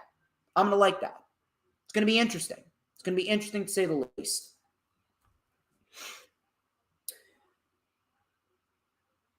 Hangman Page, he was interviewed by Tony Schiavone. He gave us an update on his condition. He said that, I am not medically cleared to compete, but I plan to be cleared next week in the Forum. And Moxley, I will knock your dick in the dirt. Moxley then came out. Of course he did. Moxley then took the mic. His mic stopped working at one point. He joked about it. He actually said, what the fuck? And then he's like, all right, let's get this shit back on track, shall we? So Moxley said, I am sick of all of these get well campaigns. I had to crawl through miles of crap and you play the victim because you got knocked out. That makes me sick. Hangman said, you think that I'm mad because you knocked me out? No. I'm angry because of how you called me out and I didn't even get a chance to finish what I was going to say. You made a joke about knocking me out. Is this a joke to you? Said Hangman. He goes, I think you felt threatened by me. I've had plenty of individuals that have knocked me down, but I always get back up. But he pretty much said he doesn't tolerate disrespect. He was sick of Moxley's disrespect. He goes, I got 2 lariats with your name on them, and you're going to get them at the Forum. Moxley then said, the only joke that I find funny is the fact that you think next time will be different. Next time, I'm going to make sure that you don't get back up. This was excellent. This was excellent. Excellent from start to finish. Excellent stuff. Loved it. Absolutely loved it. And I'm going to be quite honest with you. This has really built up Hangman as a major babyface coming out of that match with Moxley. But I can honestly see Moxley winning this. I honestly see Moxley winning this. And I honestly see them playing up the fact that Hangman can't beat Moxley. I honestly see Moxley playing the agenda of, I gave you 2 shots and you failed. You are going to be a great individual going forward, and you're going to be a great face of the company, but at the end of the day, you can't beat Jon Moxley. Leave it at that. And I see a 3rd match happening at Revolution, and the 3rd and final match, Page finally beats Jon Moxley. That's how I see it happening. And you know what? I got no issue with that at all. I see Moxley winning this match and Hangman finally getting his win at Revolution. That's how I would do it, at least. But this was an excellent promo. Let me tell you something. Moxley's always great, but Hangman does not get enough respect. Hangman is very good on the microphone. And if you're not with the program, you got to get with the fucking program, because Hangman, when he speaks with a certain amount of conviction. He is a very good promo, really. He is. And I have full confidence that Moxley's winning next week. And Page will finally get his win at the pay-per-view. Jeff Jarrett and Jay Lethal versus the Acclaimed AEW World Tag Team Championships. I talked about this with Lil Stevie on Thursday with the rundown for Battle of the Belts. I know a lot of people have a lot of differing opinions, and a lot of people are going to shit on Jeff Jarrett and Jay Lethal and this program with the Acclaimed, but I don't really mind it.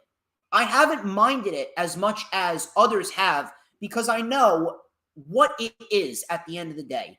It's merely an interim program to get the Acclaimed through a title defense. That's pretty much it. That's pretty much it. It's not been taking up hours and hours of TV time. It's not the main storyline that's going on. It's not something that's been overbearing. It's just been there. It's just an interim program to get the Acclaimed through another title defense and then move on to a bigger and better team. And on top of that, after the two matches that we got this week, I can't really shit on it. And plus, the feud's already over. And this match was entertaining as all hell. This match was actually very, very fun. So I can't sit here and say that, oh yeah, this was a terrible program. This was a terrible feud. I can't sit here and overly complain about it. I can't. Now, if it extended to Revolution and Jeff Jarrett and Jay Lethal would have won the titles, that would have been a different scenario. But they didn't. So I can't really sit here and say that this was jack shit. This was rather very entertaining. So Caster was rubbing it in the face of Jarrett. He hit Lethal with an angle slam and an ankle lock. Gotta love it. Gotta love Max Caster. So Lethal and Jarrett were in control. Billy Gunn was ejected because he tried to get involved. All of a sudden, Caster tagged in. He lit up Lethal with a back body drop, super kick to Jarrett. He took out Lethal with a nice crossbody. Jarrett saved it. We had a drop kick to Lethal, tagged the Bowens. Jarrett then took out Caster. Modified flipping back body drop. Bowens kicked out. We had a figure four by Lethal. The ref kicked out Dutt and Singh after they sent Caster into the steps. We had a rolling elbow on Lethal. Jeff Jarrett with the forward Russian leg sweep.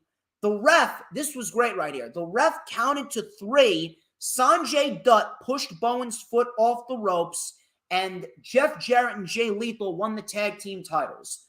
Then Aubrey, this is where things really started to get interesting. I thought that they gave Jarrett and Lethal the tag team titles. I was getting ready to shit all over this. But Aubrey came in and she goes, no. You see, I saw this fucking egghead, Sanjay Dutt over here. I saw him push Bowens' foot off the rope. This match is restarting. And the match restarted. The match was off again. Bowens ended up rolling up Lethal to retain the titles 1, 2, 3. And we got a very entertaining match. This was very fun. And the match at Battle of the Belts 2 was also fun. So I can't really sit here and shit on it. Could it have been a better program for the Acclaimed? Yes, absolutely. But in the end, this was a quick, easy program with Jarrett and Lethal inevitably losing, and the raps that Max Caster did. I mean, how can you shit on Max Caster's raps about Karen Jarrett? How can you shit on that? I can't. It did what it needed to do.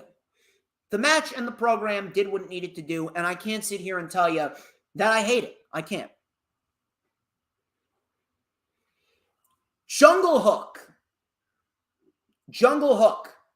Next week, Jungle Boy and Hook, they take on Big Bill and Lee Moriarty in the Forum, which should be interesting. Daniel Bryan, or Bryan Danielson, whatever you want to call him. They were calling him Daniel Bryan. Bryan Danielson, he took on Tony Nese. The crowd fucking popped big for Bryan. And Nese very good in his role here. I got to say that. Nese did very good in his role here.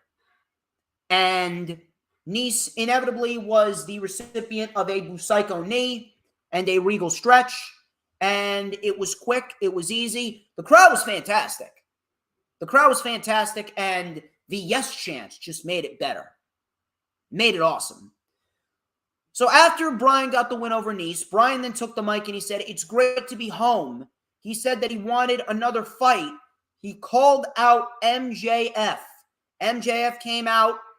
Crowd was booing the shit out of him. MJF then mocked Bryan for wanting to wrestle him. How about no? So he goes, "I don't care about these schmucks. You're a mark. I got a big fat check in the mail whether I wrestle or I don't. Just because you look like a goat doesn't make you the greatest of all time, but you look like a goat probably because back then Mama Danielson couldn't find herself a human suitor." Bryan then goes, "Well, it's funny that you mentioned that because all the boys in the back talk about your mother and how many human suitors that she's had. Great. It's great. So MJF got pissed and he goes, who died and made you king of wrestling? These marks or journalists who've never been in a ring? I'm touted by people who've actually been in the business, like Disco Inferno, Eric Bischoff, and the smartest man of all, Jim Cornette. I was laughing my ass off. I could not fucking control myself. I was hunched over laughing my ass off. My stomach was hurting. This was great. This was awesome. So Brian then said, it's time for us to fight. MJF then said, slow your roll. I came out here as a favor for you because this ain't play wrestling. This is pro wrestling. You want a shot, you got to become #1 contender. TK told me that if you wrestle every week on Dynamite until February 8th, then you're #1 contender, and I will give you a match at Revolution. Brian then said, no, I'm going to wrestle whenever I want. MJF then said, Tony Khan doesn't run this company. I do. And you will do what I say or you will never wrestle me until my contract runs out. Brian then said, all right, I'll agree to your terms only if you agree to make me choose the stipulation. Brian then said, I'm challenging you to a 1-hour Iron Man match. Brian then pulled out Maxi Pad. MJF then agreed. He called Brian a choke artist, and Brian then said that he will run through everyone, expose MJF, that you don't have the footwork, you're not good enough to be out here every single week, and I will kick your damn head in. Fucking excellent. That is how you start a world title program for a build in 2023. That is how you start a world title match build. That's how you do it. And next week, he's fighting fucking Konosuke Takeshita. Holy shit! Can you imagine what we're going to get next week? It is going to be fucking electric. This build is going to be great. And MJF and Brian, I'm telling you, this 1-hour Iron Man match, this is going to make MJF's world title reign immediately. This is going to make it. This is going to make it.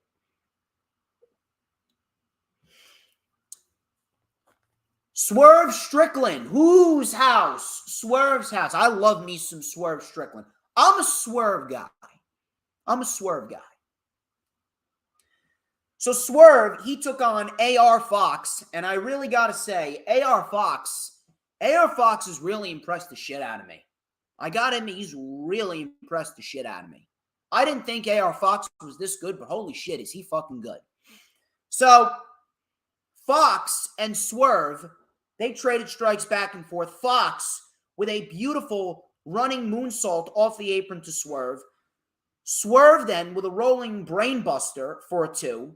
Swerve then with a running PK on Fox. Coming back from commercial, Fox and Swerve, they traded strikes and enziguris.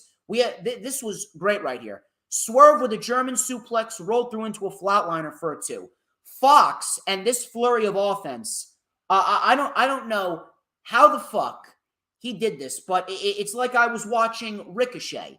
Fox, AR Fox, he did a flurry of offense where he came in with a innovative Hurricane Rana, an innovative cutter. Like, he took Swerve's arms and pulled him from the mat into a cutter, and then he went up to the top rope and delivered probably one of the best looking 450s that I've ever fucking seen, and he got a 2 count off of that.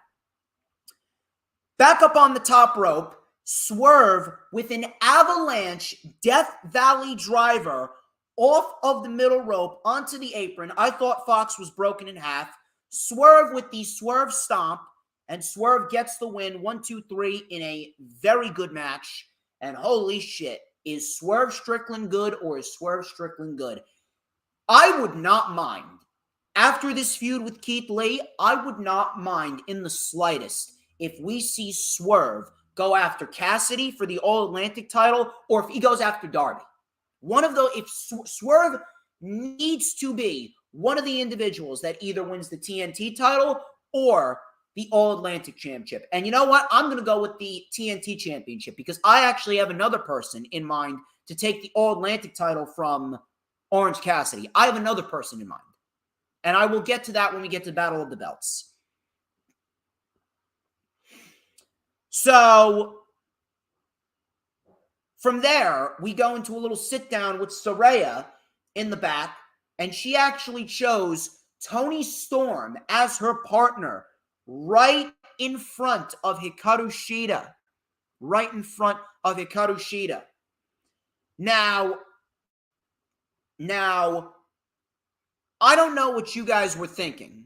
But to me, it gave me the vibe that Shida was going to turn heel.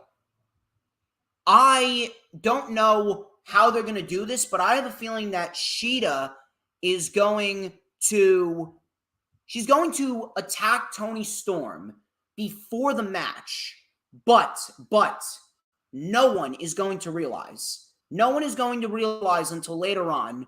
I do believe that we will inevitably see Shida reveal herself as the attacker for Toni Storm. It's going to be like a mystery, even though we know who did it. And in the end, we will see Shida turn heel, and we're going to see a program between Shida and Toni Storm. Toni Storm's not even going to make it to next week. She's not even going to make it out there. And then inevitably, we will see Mercedes Moné inevitably take Toni Storm's spot. I don't know about you, but I'm very excited.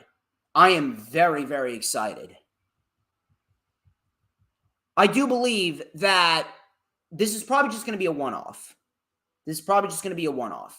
I have this feeling that it's going to be a one-off, and we will inevitably see Mercedes Moné back in New Japan Pro Wrestling, probably until around Forbidden Door time. I have a feeling that they'll probably work something out around that time, but I can't see Mercedes in a full-time deal for the time being.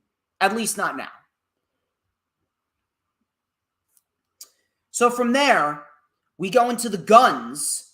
The Guns came out very somber, very, very somber, and they had a graphic up on the screen that said FTRIP, which I found fucking hilarious. Austin then said that they're here to pay respects to FTR. Colton was going down all of their accomplishments, but they didn't win the AEW World Tag Team titles. They're 5-star FTR, but they are 10 stars in our hearts. Austin, this was great, by Austin Gunn was then fake crying, and he said that they started a podcast that nobody listens to. The Guns destroyed a 10-year legacy in 10 minutes. All of a sudden, during their moment of silence, the music hit. And then the Guns were, oh my God, what's going on? The Guns then laughed. They laughed because they programmed the music. And the Guns then ended up saying that FTR would never work for AEW again. Top Guns out. I like it. I like what they're doing with the Guns. And you know what? I can honestly see the Guns being the team to take the titles off of the Acclaimed, whenever that may be. I honestly see the Guns as the team to take the titles off the Acclaimed. It would come full circle. For the Guns, and Billy Gunn, Daddy Ass, could end up turning heel and reuniting with his sons. And that's going to be a brilliant thing. That's going to be brilliant. I'm liking it. I really am. So, from there, the Guns left the ring, and we got a women's tag team match. With Sky Blue and Kiera Hogan taking on Red Velvet and Jade Cargill. This wasn't bad. At all. And this just furthered the storyline with Jade Cargill and Red Velvet. It looks like Red Velvet will inevitably be Jade Cargill's next challenger. So, Sky Blue and Kiera Hogan, the babyfaces, were in control early on. We had Red Velvet taking the brunt of the punishment. We had a DDT by Sky Blue, tag to Jade. Jade, coming back from commercial, Hogan was caught with the Eye of the Storm by Jade. Red Velvet wasn't impressed. Velvet then got tagged by a pat on the head, so the tensions were rising. We had Hogan hitting a sliding drop kick. Jade tagged herself back in. We had a punt kick on Sky Blue. A very nice choke slam on Kiera Hogan. Red Velvet then stepped down off the apron and walked away. She walked away. Jade was rolled up by Sky Blue. She kicked out. And then Jade hit a nasty, nasty punt kick in order to get the 1-2-3 win. And Jade inevitably won the match. And in the end, we had Jade continuing her undefeated streak. And then Jade went into Battle of the Belts to defend the title against Sky Blue, which was actually a pretty decent match. And we're going to talk about that in a little bit.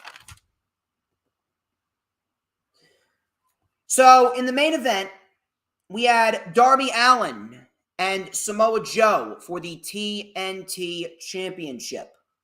Darby and Joe, they fucking brought it. They fucking brought it for sure. And Seattle was fucking hyped up for Darby Allin. I mean, obviously, he's from Seattle. So Darby, with a suicide dive right out of the gate, he took out Joe because Joe was attacking his friend, Nick Wayne, who, by the way, is probably going to be a part of AEW after he graduates high school. Darby brought out a ladder. He climbed it and he dove off the top with a swanton bomb onto Joe, and he sold the knee. I actually thought that Darby was hurt. I mean, like, holy shit. Rollins already suffered a knee injury. God forbid Darby suffered a knee injury too.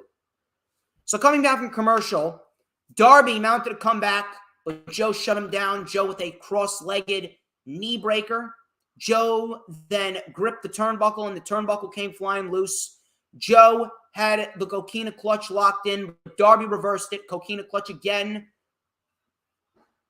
Darby then fought out of it. Joe bounced off of the exposed buckle. Darby Allin with a beautiful code red. A beautiful code red. One coffin drop. He went up to the top again. A second coffin drop. And Darby Allin wins the TNT title for the second time in his career. This was a very good main event. But was this the wrong outcome? I don't know about you, but I really wouldn't have taken the title off of Darby this early. I really wouldn't have taken the title off of Darby this early. Or off of Joe this early. You could have gotten a lot more mileage out of Darby and Samoa Joe. I would have waited till the pay-per-view. I honestly would have waited till the pay-per-view to take the title off of Joe. It seems to me like they rushed it. It seems like they rushed Samoa Joe's title reign. He didn't really even have a chance to get his feet wet. He didn't even have a chance to really get his feet wet as the king of television. It's like as soon as he won it, he lost it. I don't know, but I can't really get myself behind that. I don't like that. It seemed as though this was a hot shot title win only because Darby Allin was from Seattle. And I'm not a fan of that. I'm happy for Darby, but I wouldn't have taken it off of Joe yet. I would have waited till Revolution. I would have easily waited till Revolution. Regardless, still a very good match, and I'm happy for Darby. I think Darby's going to do the title good, and Darby is going to continue doing what he does best, and that's put on banger matches. I would much rather see Darby in the All-Atlantic title picture or the World title picture, and one day I hope to see Darby in the World title picture at some point. I really do.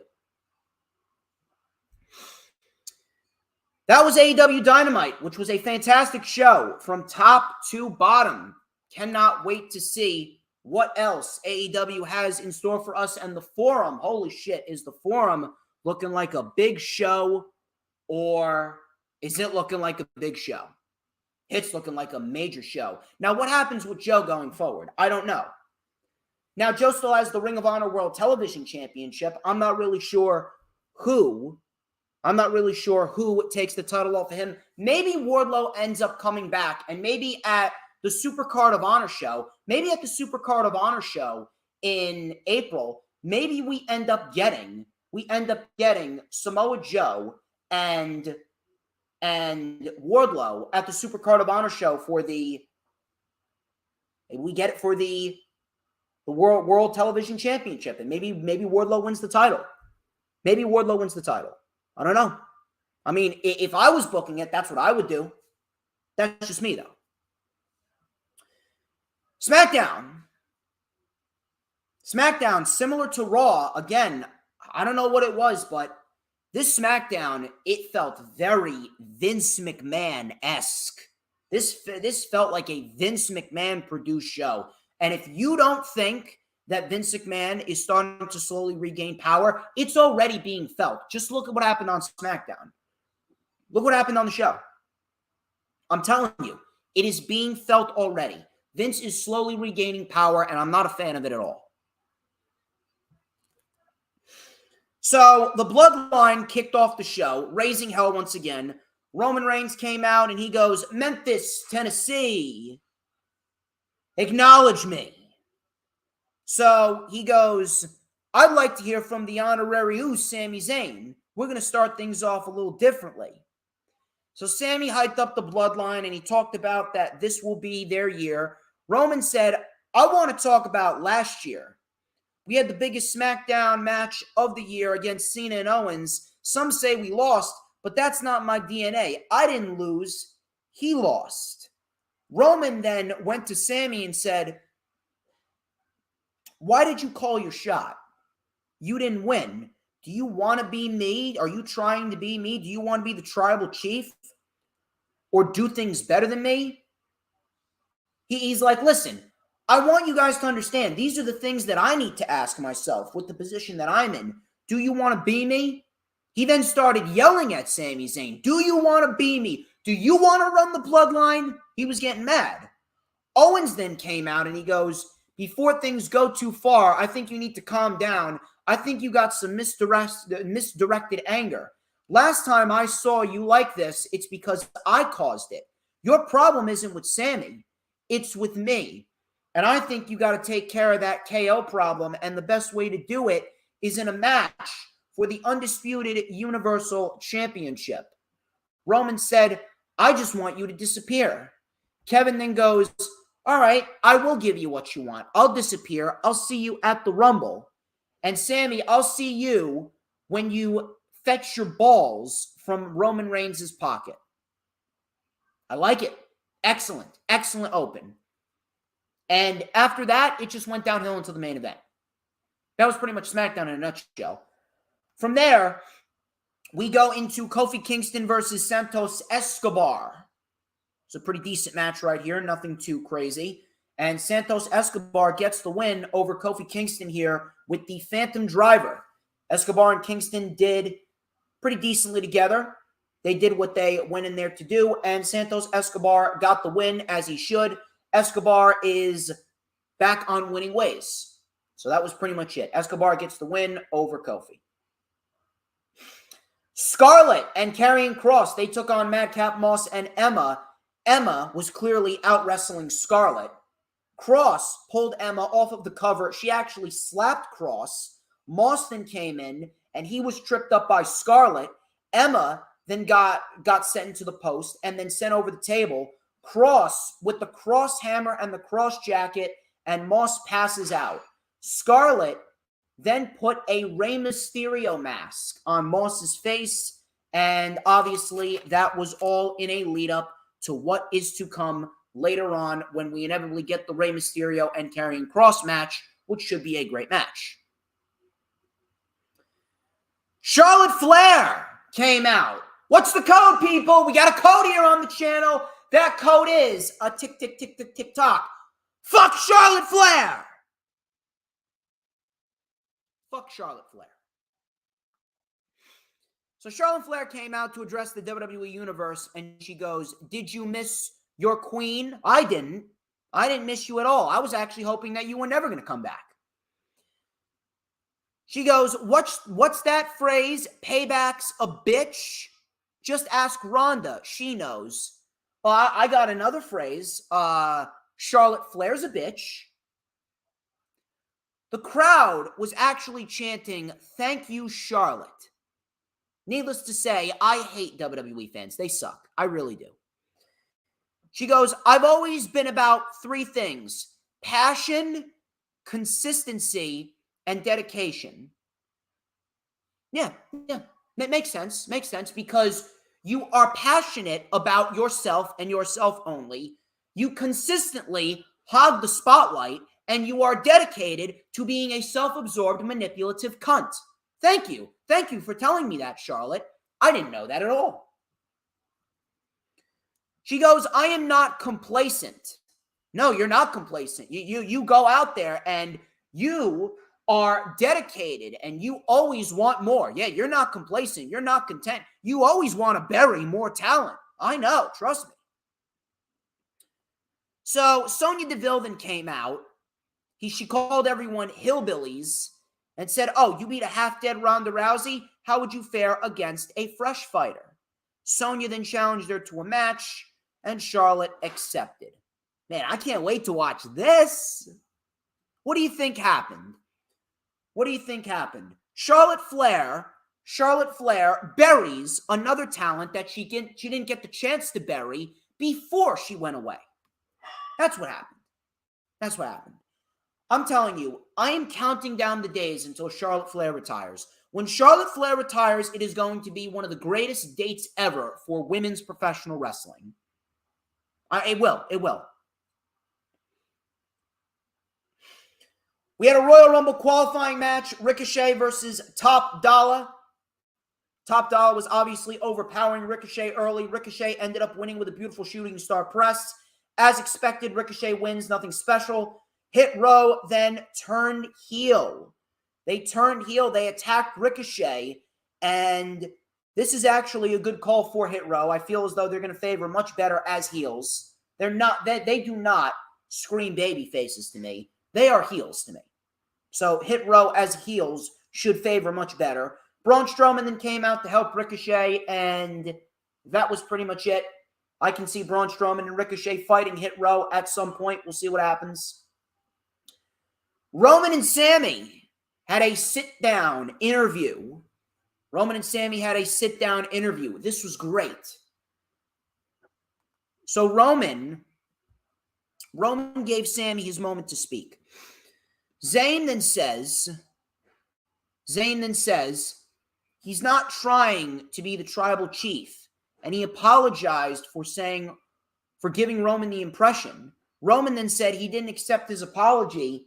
He says he holds himself to a very high standard, and I need to learn to control my anger. Nobody deserves to be scolded on TV, and I should be apologizing to you. I'm sorry, Sammy. Sammy then said, no, it's okay. I know you're under a lot of pressure. Roman goes, that's no excuse. KO was right. I'm not mad at him. I'm not mad at him. I'm not mad at you, but I'm taking it out on you. And our KO problem is done. Ain't that right, wise man? Heyman then said that next week it will be Sami Zayn and Kevin Owens. Interesting. Very, very interesting. The layers and layers on top of this storyline, they're getting deeper and deeper. It's going to be a great thing to see. Sheamus and Drew McIntyre versus the Usos. This was for the Undisputed Tag Team Championships. I thought that this was a great match. From start to finish. We had early stages being very even before Drew took over. Jay then delivered a suicide dive on Drew. Coming back from commercial, Sheamus then rallied. 20 beats of the Baldwin on Jay. We had a super kick by Jay. Splash by Jimmy. Sheamus kicked out. Drew then took Jimmy. And we had a double white noise by Sheamus and Drew. Jay kicked out. Tag to Drew. We had a neck breaker and a big tope con hero by Drew onto the Usos. Claymore connects, but Jimmy saved it. The Usos then with double super kicks. They hit the 1D. The 1D on Sheamus connects perfectly. 1D on Sheamus connects perfectly. But McIntyre saved it. McIntyre saved it. Then we had Solo getting involved behind the referee's back, sending Drew McIntyre into the barricade. And then in the ring, Jimmy Uso then rolled up Sheamus with Jay offering an assistance, and the Usos retain in a very, very good match. Very good match against Sheamus and Drew. Again, outside of the opening match, or the opening segment rather, and the main event, this was a very, very lackluster SmackDown. It felt like a Vince McMahon produced show. 3-minute matches, same old faces at the top, Charlotte Flair burying talent. It just felt off. Nothing happened. No true excitement. No true storyline progression as far as excitement goes. No storyline progression outside of what's going on with the Bloodline and Sami Zayn. And it was very disappointing. Very disappointing. This was not a good week for WWE television. However, AEW side of things, this was a great week for AEW side of things, specifically AEW Rampage. AEW Rampage, they had one of their best shows ever. This was one of the best Rampages that we've seen in a long, long time. They started off Rampage's calendar year on the right foot. Top Flight. They took on Bryan Danielson and Jon Moxley, and this was a great fucking match.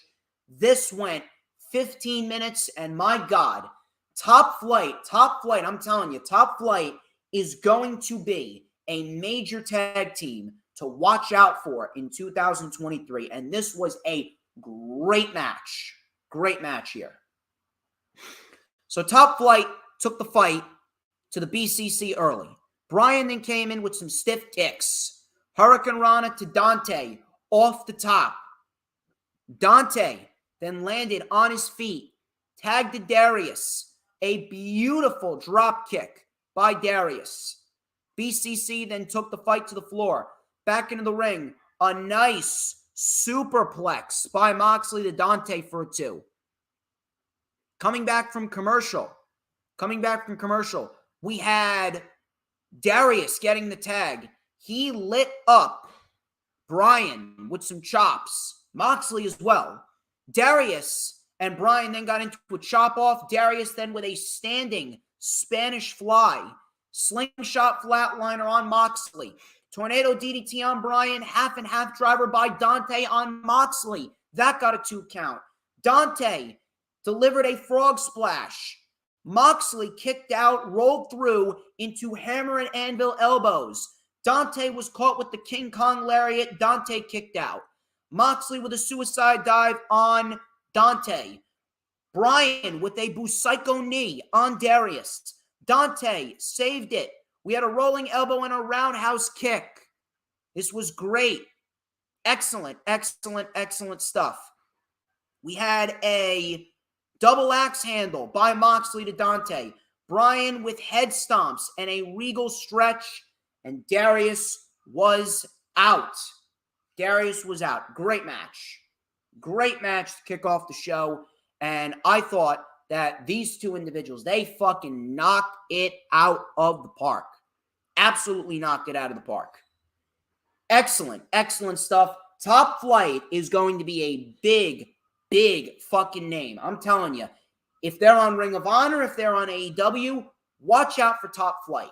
Whoever takes the titles off of the Acclaimed, I can see Top Flight being top-tier contenders for whoever the tag team champions are. This was great. This was awesome. I'll tell you what else was awesome. The Renegade Twins. Charlotte and Robin Renegade. These two ladies, I'm telling you, I was not too familiar with them, but the Renegade Twins are two very good professional wrestlers. They got something. They got something for sure. So Britt Baker and Jamie Hayter, they took on the Renegade Twins. They attacked the Renegades right out of the gate. Jamie Hayter was over. Jamie Hayter was over in this match. So the Renegades took it to Hayter. Hayter with a double suplex on the Renegades. Tagged to Baker. Baker then brought it to Robin Renegade. We had a sling blade connecting on the dot. Coming back from commercial, Hayter was in control. Robin fought back. Tagged to Charlotte. She brought it to Baker. Flapjack on Hayter. Spinebuster on Baker. Fisherman suplex for a 2. Hayter then came in with the hate breaker, which is that backbreaker that she does. Robin was out. Charlotte then fought them both off. Hayter with a Death Valley driver onto the knee, a low lariat, and then a stomp by Britt Baker. And Britt Baker gets the win for her team. 1, 2, 3, thanks to the combination offense between her and Hayter. And this was a very good women's tag team match. The Renegades looked great. And it was a nice little teaser of what is to come next week in the Forum. It's going to be very good. It's going to be great. This is what we want. AEW's women's division has really shaped up a lot. A lot of storylines in the AEW women's division right now, and women's wrestling in AEW has really, really skyrocketed.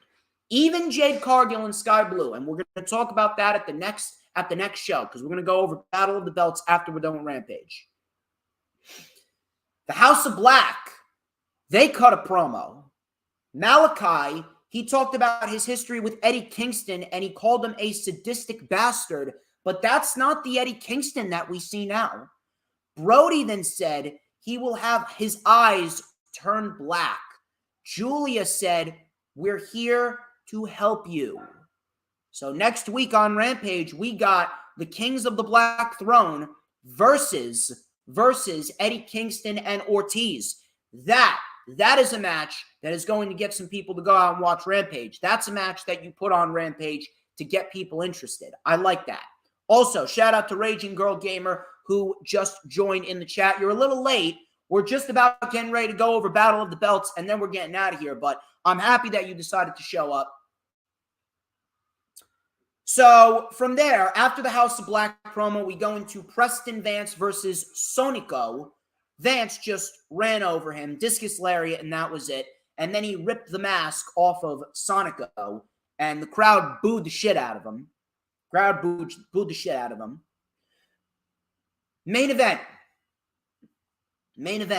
Darby Allin and Mike Bennett for the TNT Championship. If you guys don't know who Mike Bennett is a very good professional wrestler, and this was no different. This was a very good match in the main event of Rampage between Darby and Mike Bennett. Darby and Bennett, they got into it a little technically.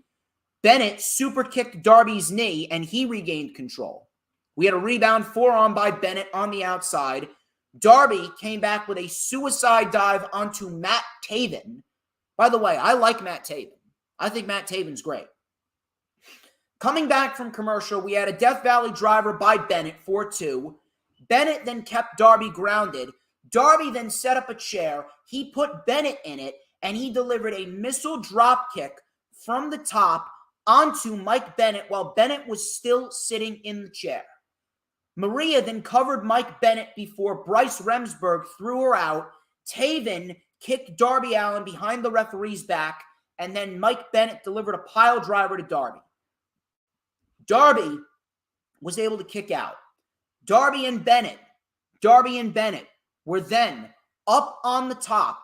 Darby with an avalanche code red, followed up by a coffin drop to retain 1, 2, 3, and that was it. I thought this was great. Very good match. And Mike Bennett, this was probably the best Mike Bennett match that I've seen in quite some time. So props to Mike Bennett. Mike Bennett brought it. And Darby Allin's great. Darby Allin is awesome. And Raging Girl Gamer, we are all collectively praying for you. We are all collectively sending out our hearts to you. Depression sucks. Depression is one ugly bitch. So I hope that you make it out okay. If you need anyone to talk to, you already know that you got an entire family worth of people in this chat. You're always welcome here. Battle of the Belts 5. Battle of the Belts 5, which took place right after AEW Rampage. Listen, I hate that format. I hate the format of Battle of the Belts taking place right after Rampage. I would much rather have it on a Saturday, but I have to admit that Portland fucking brought it. Even at 11 p.m. Eastern time, Portland fucking brought it, and we got two very good shows for AEW back-to-back. Battle of the Belts was a very entertaining show. And you know what? If you were to tell me that this was the best Battle of the Belts, I would not argue you there. The only reason why it's not the best Battle of the Belts for me is because of Claudio and Takeshita at the third Battle of the Belts for the Ring of Honor World Championship. I mean, that was a fucking banger of a match. Holy shit, was that good. But this was a very good show. This was very, very entertaining. And everyone that went into Rampage and everyone that went into Battle of the Belts, they should all be walking out proud. All of them did great. All of them did great. Jay Lethal and Jeff Jarrett and the Acclaimed, they had their no-holds-barred match for the AEW World Tag Team Championships. I don't understand. I really don't understand why we didn't get more weapons added into this. And Satnam Singh and Sanjay Dutt, they were being sneaky heels on the outside. It was stupid. It was fucking stupid. And this match was overbooked as shit. This match was overbooked as shit. If you look up overbooked in the dictionary, you will find a picture of this match. But, this match was entertaining as all hell. It was overbooked. And I could have done without that, but it was very entertaining. I have to admit. Even with all of the overbooked shenanigans, we still ended up getting a very entertaining match in the end of it. So the brawl started out right out of the gate. Bowens with a blockbuster on Jarrett. That got it too. Caster slapped Satnam Singh in the face. No fear by Caster. I'm not really sure why. I really don't know why Satnam Singh didn't just go in there and beat the shit out of him. It was no holds barred. But Lethal and Jarrett took over. Lethal with a suicide dive onto Bowens. Lethal and Jarrett then did a double strut. Coming back from commercial, Bowens with a lariat tagged the Caster. He lit up Jarrett and Lethal with a super kick to Jarrett, an angle slam, and an ankle lock. Kurt Angle tribute. You got to love Max Caster. Lethal then hit a diving elbow drop to the ref. I mean, it was no holds barred, but I don't understand why you would attack the ref. Billy Gunn then got in and took out Lethal. The crowd was going nuts. Satnam Singh then sent Caster into the steps. We had a famouser by Anthony Bowens on Jeff Jarrett. A new referee then ran out. Jarrett then kicked out. So that was a nice near fall right there. That was a very nice near fall. Billy then took out Lethal. Jarrett then had the guitar. He low-blowed Billy. Low-blow to Billy. Bowens then had the boombox. Billy then took the guitar, and Billy Gunn blasted Satnam Singh in the face with the guitar. Satnam Singh took this shit like a champ. Jarrett then took out Billy. Singh then with a double choke slam to the Acclaimed. And then, this was great. This was actually ingenious right here. After all these overbooked shenanigans, we got this one genius move right here. Satnam Singh choke slams Mike Posey, takes the referee's shirt off, and gives it to Sanjay Dutt. So, realistically, that right there was an ingenious move there by Satnam Singh. He gave the referee's shirt to Sanjay Dutt. Dutt put it on. Lethal with a lethal injection, and Sanjay Dutt, was going to count the 1, 2, 3. All of a sudden, Aubrey Edwards then came in and stopped Sanjay Dutt again from counting the pin. She then snapped his pencil, shoved him down, and the Acclaimed hit the Arrival and the mic drop, and the Acclaimed retain the tag team titles in an overbooked match as you could get, but it was entertaining as shit. So, I gotta say, after everything, after the last few weeks, I got to say that this Jarrett and Lethal feud, it wasn't a complete waste of time. It wasn't a complete waste of time. And in the end, I guess that can be looked at as a big thumbs up. A big thumbs up. So I got to give my props to everyone involved here. They all played their roles well, and they all did what they were supposed to do. The feud did what it needed to do. And the Acclaimed are now going to move on to someone else. Whether it's the Guns, the Lucha Bros, the Young Bucks, whoever it may be. And the Acclaimed are not losing the tag team titles. Jade Cargill and Sky Blue. This is for the TBS Championship.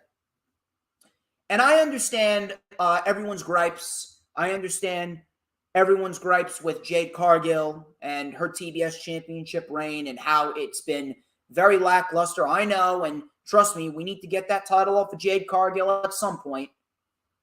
But I gotta say, this match here with Sky Blue, it was a lot better than anyone could have expected. And Sky Blue, I want to focus on Sky Blue for a little bit. Sky Blue, 16 months ago, she was terrible. She didn't even know what the fuck she was doing.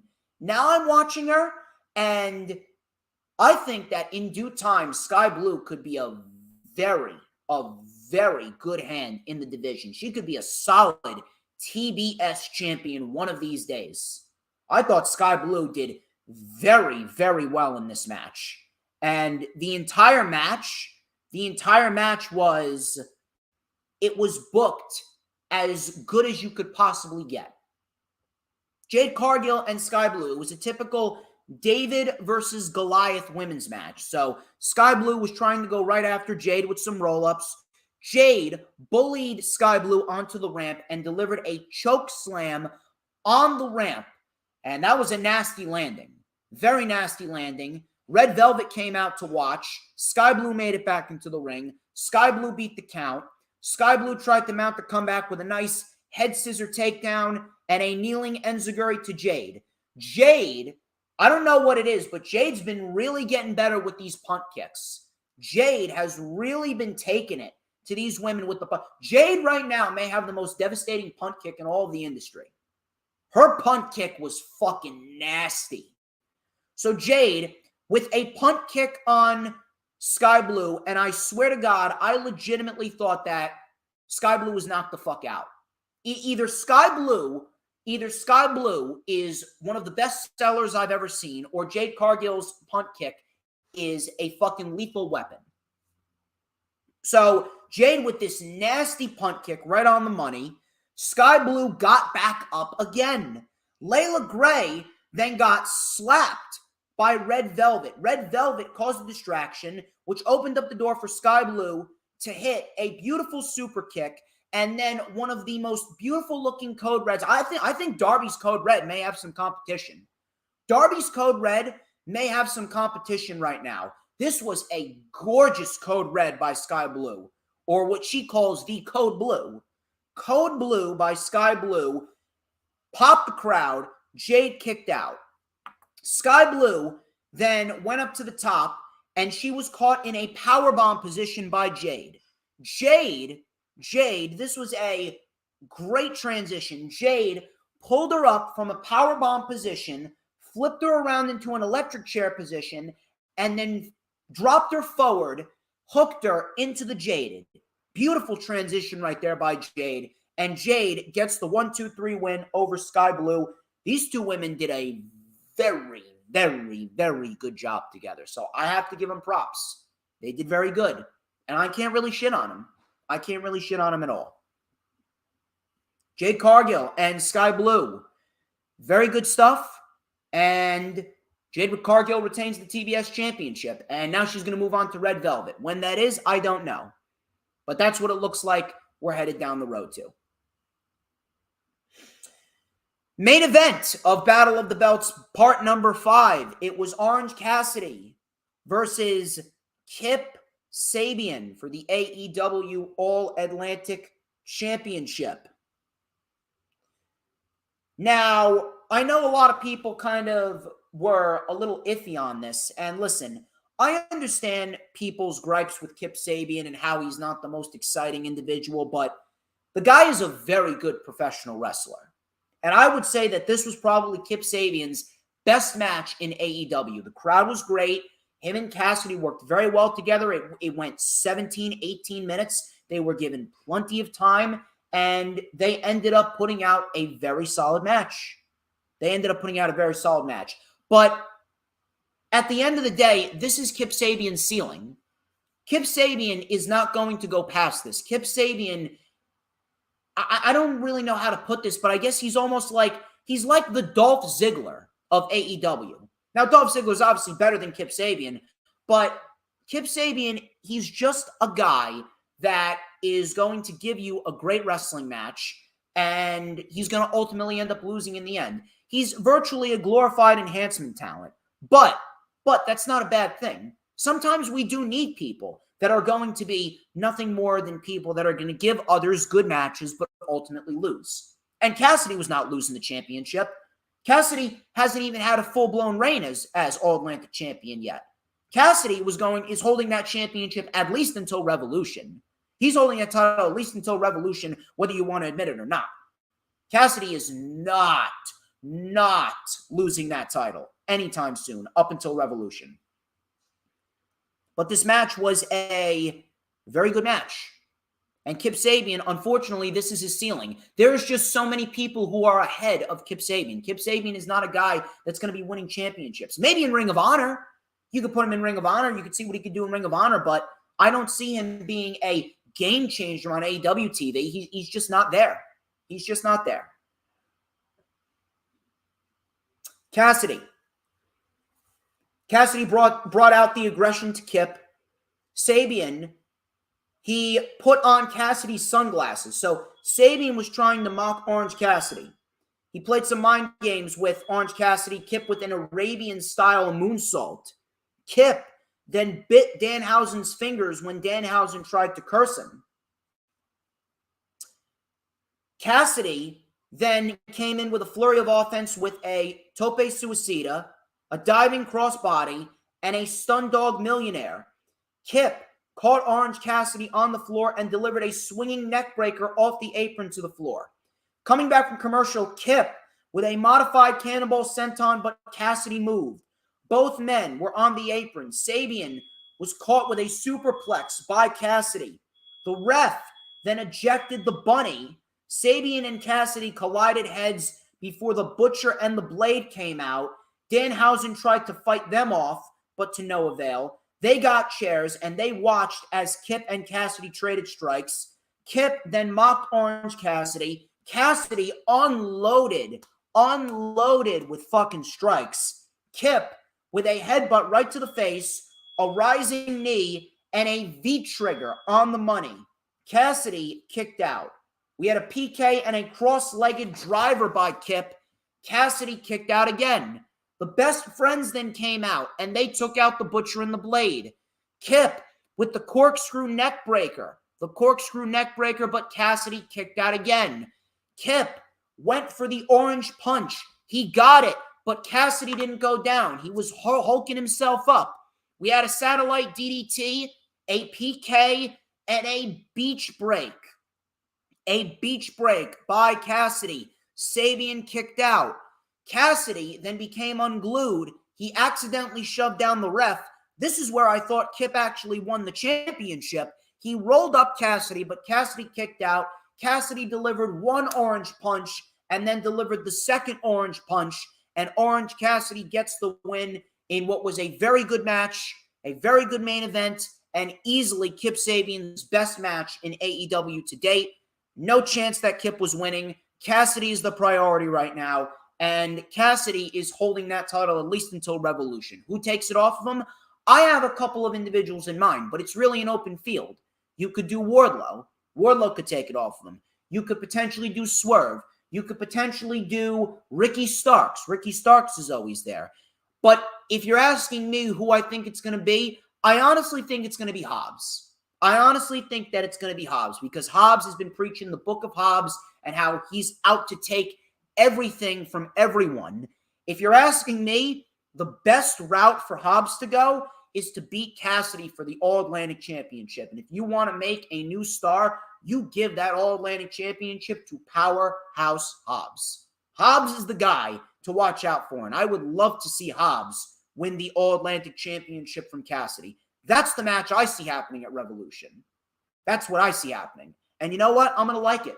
I'm going to like it a lot. I think Cassidy's going to bring the best out of Powerhouse Hobbs.